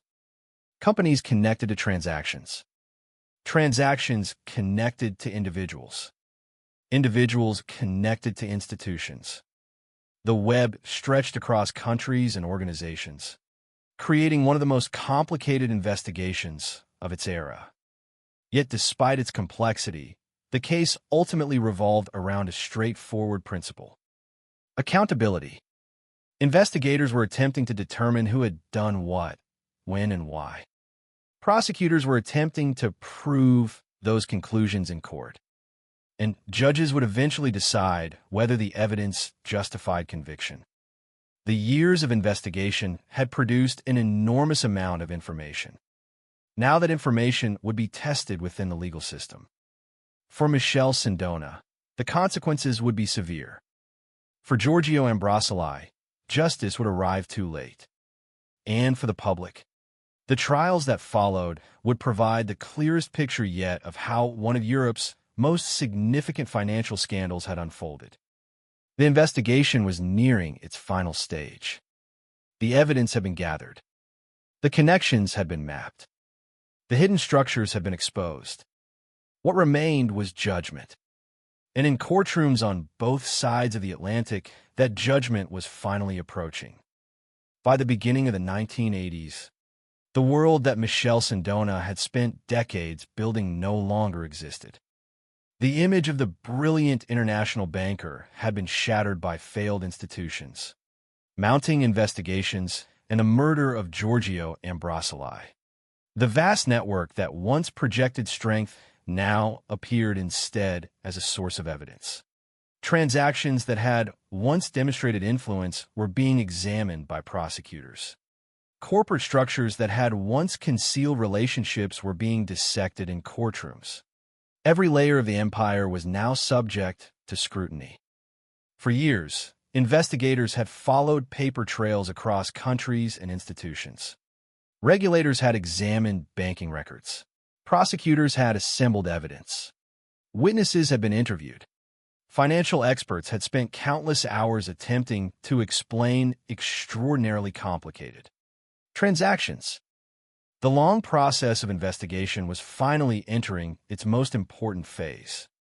The courts would now determine whether the evidence was sufficient to hold Michelle Sindona criminally responsible. The first major legal battle unfolded in the United States. The collapse of Franklin National Bank had shocked American regulators and triggered one of the most significant banking investigations of its era. Authorities had spent years examining the events that led to the bank's failure. Their conclusions painted a devastating picture. According to prosecutors, the collapse was not simply the result of unfortunate business decisions or market conditions. They argued that deliberate misconduct had played a central role. The allegations were extensive. Investigators accused Sindona of concealing massive financial losses. They alleged that money had been transferred improperly through connected entities. They claimed that false financial information had been presented to create an appearance of stability that did not actually exist. They further accused him of diverting funds and participating in schemes designed to hide the true condition of financial institutions under his influence. The complexity of the case presented a major challenge. Unlike violent crimes, financial prosecutions often require jurors and judges to understand highly technical information. Transactions must be reconstructed. Corporate relationships must be explained. Patterns that seem obvious to specialists can appear confusing to ordinary observers. For prosecutors, the challenge was not merely proving wrongdoing. It was making complicated financial activity understandable. Over time, they assembled a narrative that connected years of transactions and decisions into a coherent picture. The case ultimately resulted in one of the most significant convictions of Sindona's career. In 1980, a federal court in the United States convicted him on 65 criminal counts. The charges included bank fraud, false statements, embezzlement, and conspiracy to conceal illegal activities. The verdict represented a dramatic reversal of fortune. Only a few years earlier, Sindona had been welcomed within influential financial circles. Now a court had determined that his conduct constituted serious criminal behavior. The sentence was severe: 25 years in prison. For prosecutors, the conviction represented a major victory. For regulators, it validated years of investigative work. For the public, it offered confirmation that one of the most powerful figures associated with the banking scandal had finally been held accountable. Yet the American conviction did not mark the end of Sindona's legal troubles. In many ways, it was only the beginning. The evidence collected in the United States existed alongside investigations taking place in Italy. Authorities there had been examining the collapse of Sindona's banking network for years. The failures of Banca Privata Finanziaria and Banca Privata Italiana had produced enormous financial losses and widespread public outrage. Italian investigators had followed many of the same trails previously examined by Giorgio Ambrosoli. The difference was that Ambrosoli was no longer alive to witness the progress of the cases he had helped make possible. His report, however, remained. The thousands of pages he produced continued serving as an invaluable resource for investigators and prosecutors. Every document he examined, every transaction he traced, every conclusion he carefully documented. All of it contributed to the legal proceedings that followed. After the American conviction, Sindona was eventually returned to Italy. There additional prosecutions awaited him. The atmosphere surrounding these proceedings differed significantly from the earlier years of his career.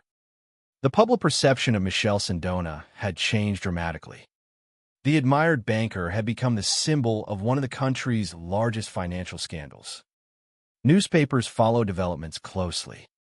Observers recognized that the outcomes of these trials would help define how history remembered the affair. In 1985, another important verdict arrived. Sindona was convicted of fraudulent bankruptcy. The conviction represented another major legal defeat. It reinforced the conclusions already emerging from years of investigation. Authorities argued that the collapse of institutions connected to him had not simply been the result of poor judgment or unfortunate circumstances. Instead, they maintained that fraudulent conduct had played a central role. For Sindona, the conviction added yet another layer of legal consequences. For prosecutors, it represented another step toward accountability. Yet despite the significance of the financial cases, there remained one issue that overshadowed everything else: the murder of Giorgio Ambrosoli. For many Italians, this was the moral center of the entire affair. Financial crimes can be measured in monetary losses. Murder cannot. The killing of Ambrosoli transformed public understanding of the scandal. It demonstrated that the stakes extended far beyond banking. The question was no longer simply who lost money. The question was who lost a life. Throughout the years following Ambrosoli's death, investigators continued gathering evidence regarding the assassination. Their work gradually pointed toward a conclusion that shocked the public. Authorities alleged that Michel Sindona had ordered the murder. According to investigators, the purpose was clear. Ambrosoli's investigation threatened to expose financial misconduct on a scale capable of destroying any remaining hope Sindona had of escaping legal consequences. The lawyer's work had become too dangerous. His findings were too damaging. His persistence made him a threat. Prosecutors argued that eliminating him was intended to stop the flow of information and protect the interests of those facing exposure. The alleged killing had been carried out by William Arrico, an American connected to organized crime. Investigators concluded that approximately $50,000 had been paid in connection with the assassination. The accusation was devastating. It elevated the case beyond financial fraud and into the realm of organized criminal violence. The man once described as a financial genius now faced allegations that he had arranged the murder of a lawyer carrying out his professional responsibilities. The legal proceedings concerning Ambrosoli's death became one of the most significant moments in the history of the scandal. For prosecutors, the challenge was immense. Murder cases require proof beyond reasonable doubt. The consequences are profound. The evidence must withstand intense scrutiny. Years of investigation culminated in courtroom proceedings that examined the circumstances surrounding the killing. At the center of everything stood Giorgio Ambrosoli. Although he was no longer alive, his presence seemed to permeate the trial. His report, his investigation, his findings, his dedication. The work he left behind had become one of the strongest arguments against the man accused of arranging his death. For many observers, there was a tragic irony in this. The lawyer had been murdered in an effort to silence him. Yet even after death, his work continued speaking. The evidence he assembled continued influencing investigations. The truth he pursued continued advancing through the legal system. The trial became more than a question of criminal responsibility. It became a test of whether persistence and evidence could overcome intimidation and violence. On March 18, 1986, the court delivered its verdict. Michelle Sindona was sentenced to life imprisonment for ordering the murder of Giorgio Ambrosoli. The judgment represented the most severe punishment of his life. It also represented a powerful statement from the legal system. The murder of a lawyer investigating financial misconduct would not remain unanswered. For Ambrosoli's family, no verdict could restore what had been taken from them. No sentence could reverse the events of July 11, 1979. Yet the conviction provided a measure of justice. The man authorities believed responsible for the crime had been held accountable. Across Italy, the verdict carried symbolic significance. It reinforced Ambrosoli's growing reputation as a figure of integrity and courage. He had continued his investigation despite the risks. He had followed the evidence wherever it led. And ultimately, the courts recognized the price he paid for doing so. The life sentence also appeared to mark the end of Michelle Sindona's long legal journey. By that point, he had accumulated convictions in multiple jurisdictions. His financial empire had collapsed. His reputation had been destroyed. His future consisted of prison walls and legal history books. The contrast with the earlier decades of his life was extraordinary. The banker who once moved among influential institutions now faced the prospect of spending the remainder of his life incarcerated. For many observers, the story appeared complete. The investigations had succeeded. The prosecutions had succeeded. The courts had spoken. Justice, at least in legal terms, seemed to have prevailed. Yet fate had one final twist in store. Just 2 days after receiving his life sentence, Michelle Sindona suddenly became gravely ill inside prison. What happened next would create a mystery almost as enduring as the scandal itself. The convicted banker had survived financial collapse. He had survived years of investigations. He had survived criminal trials in 2 countries. Now, unexpectedly, he was fighting for his life. Doctors soon discovered cyanide poisoning. The revelation stunned observers. Questions immediately emerged. Had Sindona chosen to end his own life? Or had someone else ensured his silence? The courtroom chapter of the Sindona affair was ending. But the final mystery was only beginning. And it would ensure that even after all the verdicts had been delivered, the story of Michelle Sindona remained unfinished.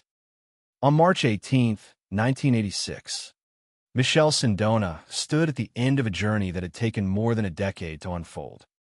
The banker who had once controlled an international financial empire had been sentenced to life. Imprisonment for ordering the murder of Giorgio Ambrosoli. Years of investigations, court proceedings, financial examinations, and criminal prosecutions had finally produced their ultimate conclusion. The legal system had rendered its judgment. The scandal that had consumed regulators, prosecutors, journalists, and investigators across 2 continents appeared to have reached its final chapter. Yet history would refuse to end the story so neatly.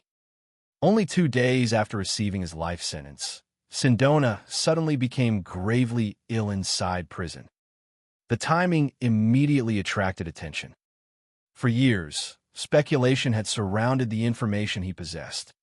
He had operated at the intersection of powerful institutions and influential networks. He had maintained relationships that connected banking, politics, international finance, the Vatican, and organizations such as P2. Investigators had spent years uncovering pieces of a complicated puzzle, yet many questions remained unanswered. Now, just as his future seemed permanently settled, an unexpected crisis emerged. According to reports, Sindona collapsed after drinking coffee inside his prison cell. Medical personnel responded quickly. Tests soon revealed a startling result. He had ingested a substantial quantity of cyanide. Few poisons carry the same historical reputation as cyanide.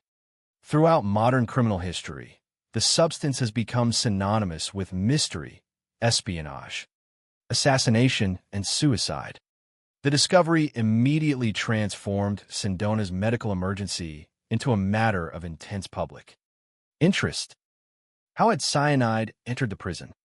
Why had it appeared at that particular moment? And perhaps most importantly, who was responsible?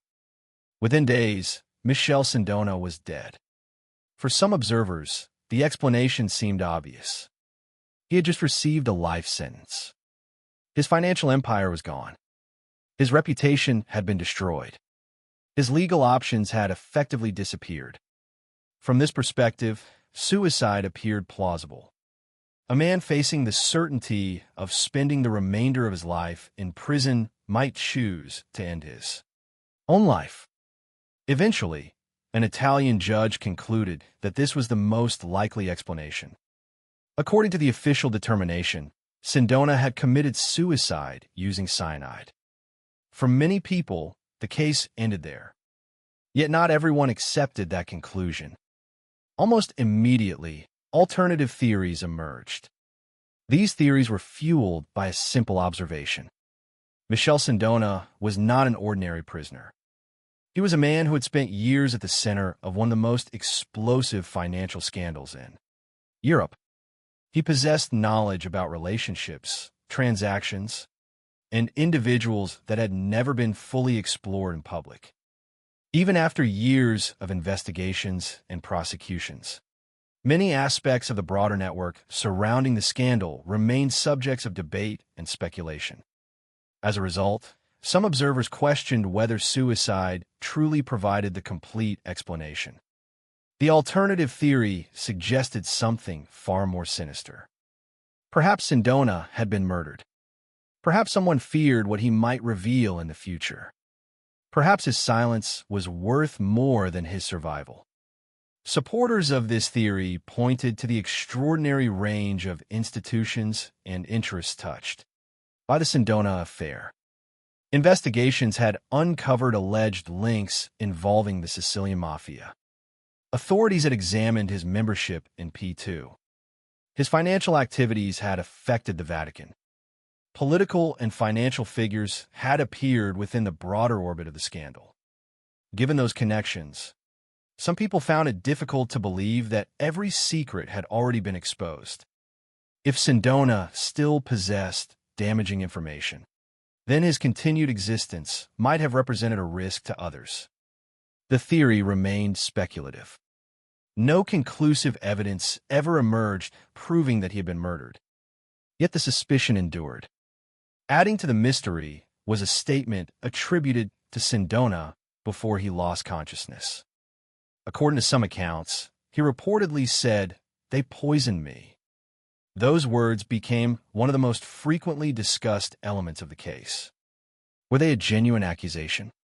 Were they the confused remarks of a dying man? Or were they something else entirely? No definitive answer has ever been established. The statement survives because it reflects the uncertainty surrounding his death. It captures the ambiguity that has followed the case for decades. The official conclusion remains suicide. The alternative theory remains unproven. Between those positions lies one of the enduring mysteries of modern Italian criminal history. Ironically, the final uncertainty surrounding Sindona's death mirrors the larger themes of the scandal itself. Throughout the affair, investigators repeatedly confronted incomplete information. They encountered hidden structures, concealed relationships, and transactions designed to obscure reality. Certainty was often difficult to achieve. questions frequently outnumbered answers. The circumstances of Sindona's death fit that pattern perfectly. Even at the very end, ambiguity remained. Yet regardless of how he died, the historical significance of Michel Sindona extends far beyond the cyanide mystery. His true legacy lies in what the affair revealed. The scandal exposed vulnerabilities within international banking systems. It demonstrated how financial institutions could become entangled with broader networks of influence. It showed how complexity could be used to conceal misconduct. And it highlighted the challenges investigators face when attempting to trace money across borders. Jurisdictions. Before the Sindona affair, many people viewed banking primarily as a technical profession governed by regulations and professional standards.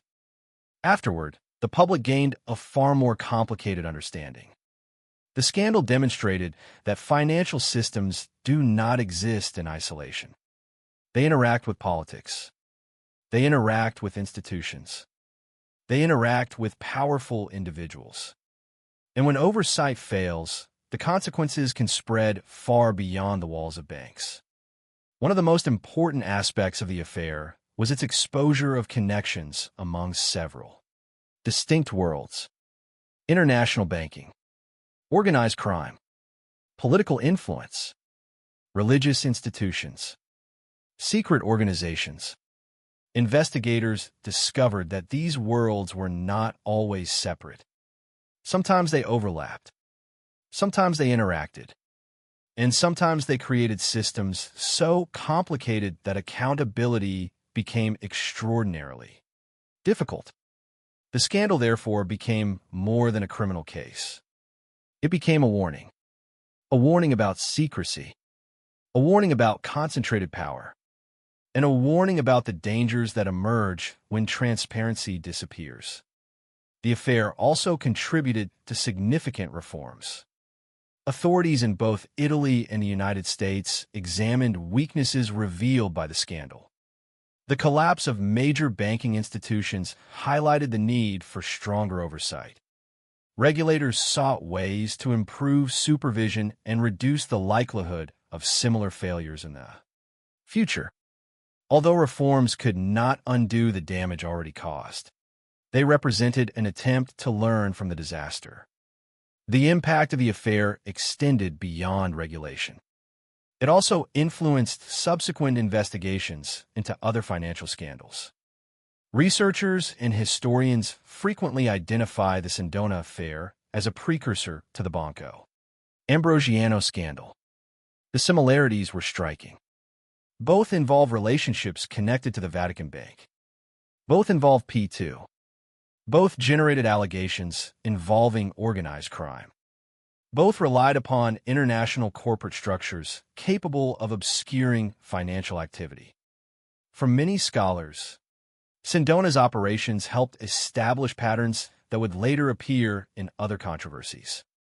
In this sense, the affair occupies an important place within the broader history of 20th century financial crime. Yet if the scandal transformed perceptions of banking, it also elevated one individual into a lasting symbol of integrity. Giorgio Ambrosoli. In many true crime stories, public attention naturally gravitates toward perpetrators. The criminals become famous. Their names dominate headlines. Their actions shape public memory. The Sindona affair presents a different lesson, because the individual most remembered today is often not Michel Sindona. It is Giorgio Ambrosoli, the lawyer who followed the evidence, the lawyer who examined thousands of documents, the lawyer who refused to abandon his responsibilities despite mounting risks, and ultimately, the lawyer who lost his life because of that commitment. Ambrosoli's role transformed over time. Initially, he was simply a professional assigned a difficult task. As investigations progressed, he became a crucial witness to the realities hidden within Sindona's empire. After his death, he became a symbol of courage. Today, he is widely regarded as an icon of anti-corruption efforts in Italy. His reputation rests not on dramatic speeches or political power, but on persistence. He demonstrated that integrity often involves patient work performed far from public attention. His contribution reminds us that justice depends not only on judges and prosecutors, but also on individuals willing to pursue truth wherever it leads. That legacy stands in sharp contrast to the legacy of Michel Sindona. During the height of his success, Sindona appeared to embody ambition and achievement. His influence crossed continents. His network reached powerful institutions. His reputation opened doors. Yet history ultimately remembers him for different reasons. His name became associated with financial fraud, with collapsed banks, with criminal convictions, with the murder of Giorgio Ambrosoli, and with the unanswered questions surrounding his own death. The contrast between those two legacies is striking. One man accumulated power. The other pursued truth. One built an empire that eventually collapsed. The other built a reputation that survived his death. Perhaps that is why the Sindona affair continues to resonate decades later. It is not merely a story about banking. It is not merely a story about crime. It is a story about choices, about what people do when confronted with power, about whether institutions can hold influential individuals accountable, and about the costs sometimes paid by those who refuse to compromise their principles. In the end, we return to the image that opened this story. A prison cell, a cup of coffee, a man who once seemed untouchable. 2 days earlier, a court had sentenced Michel Sindona to spend the rest of his life behind bars. Now he was dying from cyanide poisoning. The official explanation says he took his own life. Others remain unconvinced. The truth may never be known with complete certainty. Yet perhaps the greatest mystery of the Sindona affair is not how Michel Sindona died. Perhaps the greater mystery is how a system involving banks, offshore companies, influential institutions, and hidden networks was allowed to operate for so long before its foundations finally collapsed. That question continues to echo through the history of modern finance. And it ensures that the Sindona affair remains far more than a story about one man. It remains a cautionary tale about power, secrecy, accountability, and the fragile line separating legitimacy from corruption. Decades later, the names remain. Michel Sindona, Giorgio Ambrosoli. One remembered for the empire he built and lost. The other remembered for the truth he refused to abandon. And between them lies one of the most consequential financial scandals of the 20th century. Years after the trials ended, years after the convictions were handed down, and years after Michel Sindona died in a prison hospital following cyanide poisoning, the Sindona affair continued to cast a long shadow over Italy and the wider world of international finance. Many criminal cases eventually reach a point where every major question receives an answer. Investigators identify the perpetrators. Courts determine guilt. Historical records settle disputes. The story concludes. The Sindona affair never fully achieved that kind of closure. Legally, the outcome appeared straightforward. Michel Sindona was convicted in the United States on numerous financial charges. He was later convicted in Italy for fraudulent bankruptcy. He was ultimately sentenced to life imprisonment for ordering the murder of Giorgio Ambrosoli. These verdicts established the legal framework through which history would judge him. Yet beyond the courtroom, uncertainty remained. Questions persisted. Questions about relationships. Questions about influence. Questions about how such a vast network had managed to operate for so many years. And, perhaps most significantly, questions about how deeply the connections uncovered by investigators truly extended. These unresolved issues are one reason the affair continues to fascinate historians, journalists, and researchers decades later. The scandal was never limited to a single bank. It was never limited to a single country. And it was never limited to a single crime. Instead, it revealed an extraordinary intersection of institutions that many people assumed operated independently of one another. International banking, organized crime, political influence, religious institutions, secret organizations. Each of these elements appeared somewhere within the broader narrative. Individually, they were powerful. Together, they created a story unlike almost any other financial scandal of the 20th century. For students of financial crime, the Sindona affair became a case study in the dangers of unchecked complexity. One of the recurring themes throughout the scandal was the use of interconnected companies spread across multiple jurisdictions. Investigators discovered structures designed to move money across borders and through organizations that were often difficult to trace. The complexity itself became a form of protection. The more complicated a system becomes, the harder it can be for outsiders to understand what is happening inside it. This lesson remains relevant long after the events of the case. Modern financial systems are vastly larger than those that existed during Sindona's era. Transactions occur faster. Markets operate continuously. Money moves globally within seconds. The challenge facing regulators remains fundamentally similar to the challenge confronted by investigators in the 1970s. How do you effectively monitor systems that are increasingly complex? How do you identify misconduct hidden within legitimate activity? And how do you ensure accountability when financial structures span multiple countries and legal systems? The Sindona affair did not create these questions, but it exposed them in dramatic fashion.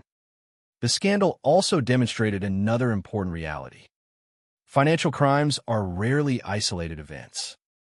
When large-scale misconduct occurs, its consequences ripple outward. A fraudulent transaction may begin with numbers on paper. Eventually, however, real people experience the impact. Investors lose savings. Institutions suffer losses. Employees face uncertainty. Public trust deteriorates. Entire sectors can be affected.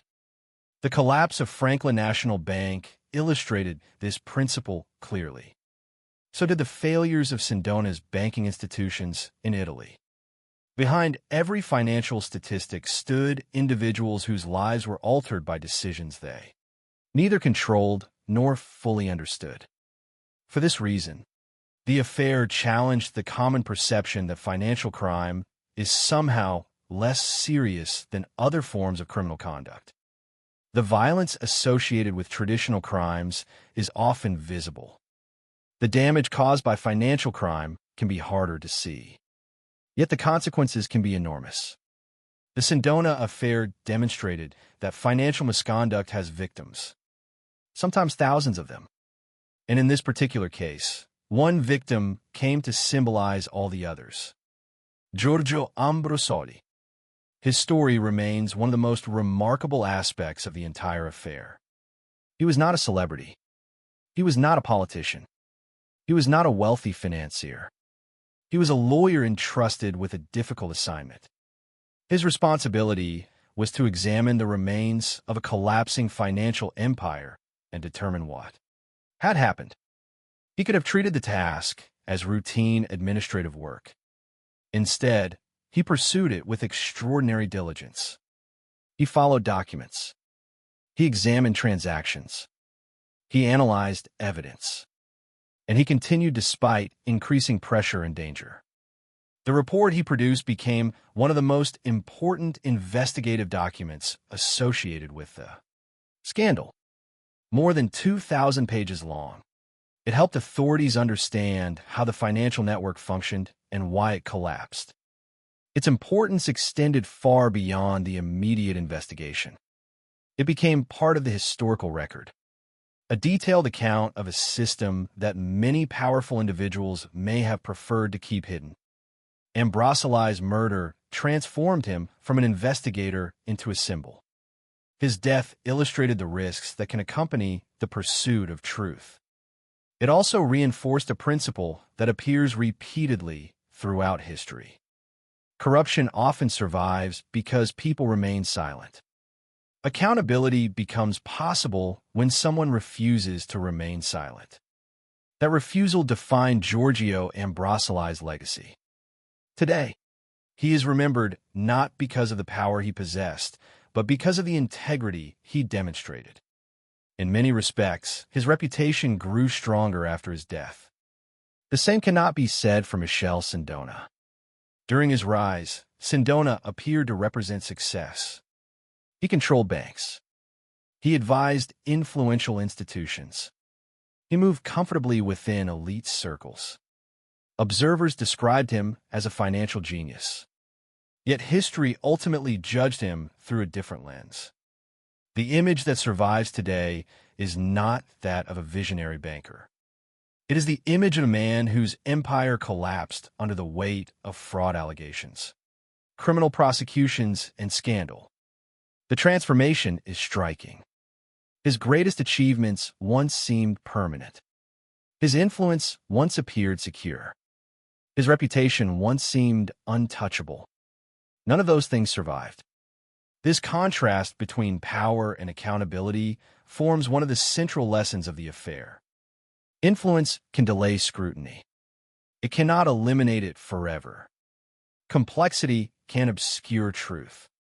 It cannot bury it indefinitely. And wealth can create opportunities. It cannot guarantee immunity from consequences. Yet, despite the convictions and the historical judgments, the final chapter remains clouded by uncertainty. The death of Michel Sindona continues to provoke debate. The official conclusion points towards suicide. Facing life imprisonment, stripped of power, and confronted with the collapse of everything he had built, Sindona may have chosen to end his own life. Many observers consider this explanation convincing. Others remain skeptical. The alternative theory that he was poisoned to prevent future revelations has never been conclusively proven. Nevertheless, it persists, partly because of the secrets Sindona carried, partly because of the powerful institutions that appeared throughout the affair, and partly because uncertainty invites speculation. The reported statement attributed to him, "They poisoned me," ensures that the debate continues. Whether those words reflected truth, confusion, or something else entirely may never be known. In a strange way, the ambiguity surrounding his death mirrors the ambiguity that characterized much of the scandal itself. Investigators uncovered enormous amounts of evidence. Courts established criminal responsibility. Yet complete certainty remained elusive. Some questions received answers. Others did not. Perhaps that is why the Sindona affair remains so compelling. It exists at the intersection of fact and mystery. The facts are substantial. Banks failed. Investigations occurred. Convictions were secured. A lawyer was murdered. A banker died from cyanide poisoning. These events are established. Around those facts, however, remain unanswered questions that continue to attract attention decades later. The affair's influence extends beyond history books. Researchers examining later financial scandals frequently return to the Sindona case. They study the methods. They analyze the structures. They compare patterns. Many view the affair as an important precursor to subsequent controversies, including the Banco Ambrosiano scandal and the death of Roberto Calvi. The similarities identified by scholars suggest that the issues revealed during the Sindona investigations were not isolated anomalies. Rather, they reflected broader vulnerabilities within financial systems of the era. For this reason, the scandal occupies an important place in the history of international banking. It serves as both a warning and a lesson. A warning about secrecy, a warning about unchecked influence, and a warning about the consequences of allowing financial systems to become too opaque. At the same time, it offers a lesson about persistence. Without investigators, many facts would have remained hidden. Without prosecutors, many allegations would never have been tested in court. Without Giorgio Ambrosoli, much of the evidence might never have been assembled. The pursuit of accountability required years of effort from individuals willing to confront extraordinary complexity. Their work transformed what could have remained an obscure financial collapse into one of the most significant corruption cases in modern European history. As this story comes to an end, two figures remain at its center: Michele Sindona and Giorgio Ambrosoli. One sought power through finance. The other sought truth through investigation. One became associated with scandal. The other became associated with integrity. Their lives intersected within a conflict that ultimately reshaped public understanding of banking, corruption, and accountability. Decades later, their names continue to be remembered together, not because they shared the same values, but because they represented opposite sides of the same story. The Sindona affair began with ambition. It expanded into fraud allegations, banking collapses, and international investigations. It escalated into murder. It concluded with convictions, a mysterious death, and a legacy that continues to influence discussions of financial crime. And perhaps its most enduring lesson is this: institutions may be powerful, money may be influential, networks may be hidden, but eventually someone follows the evidence. Someone asks the difficult questions. Someone refuses to stop looking. In the Sindona affair, that person was Giorgio Ambrosoli.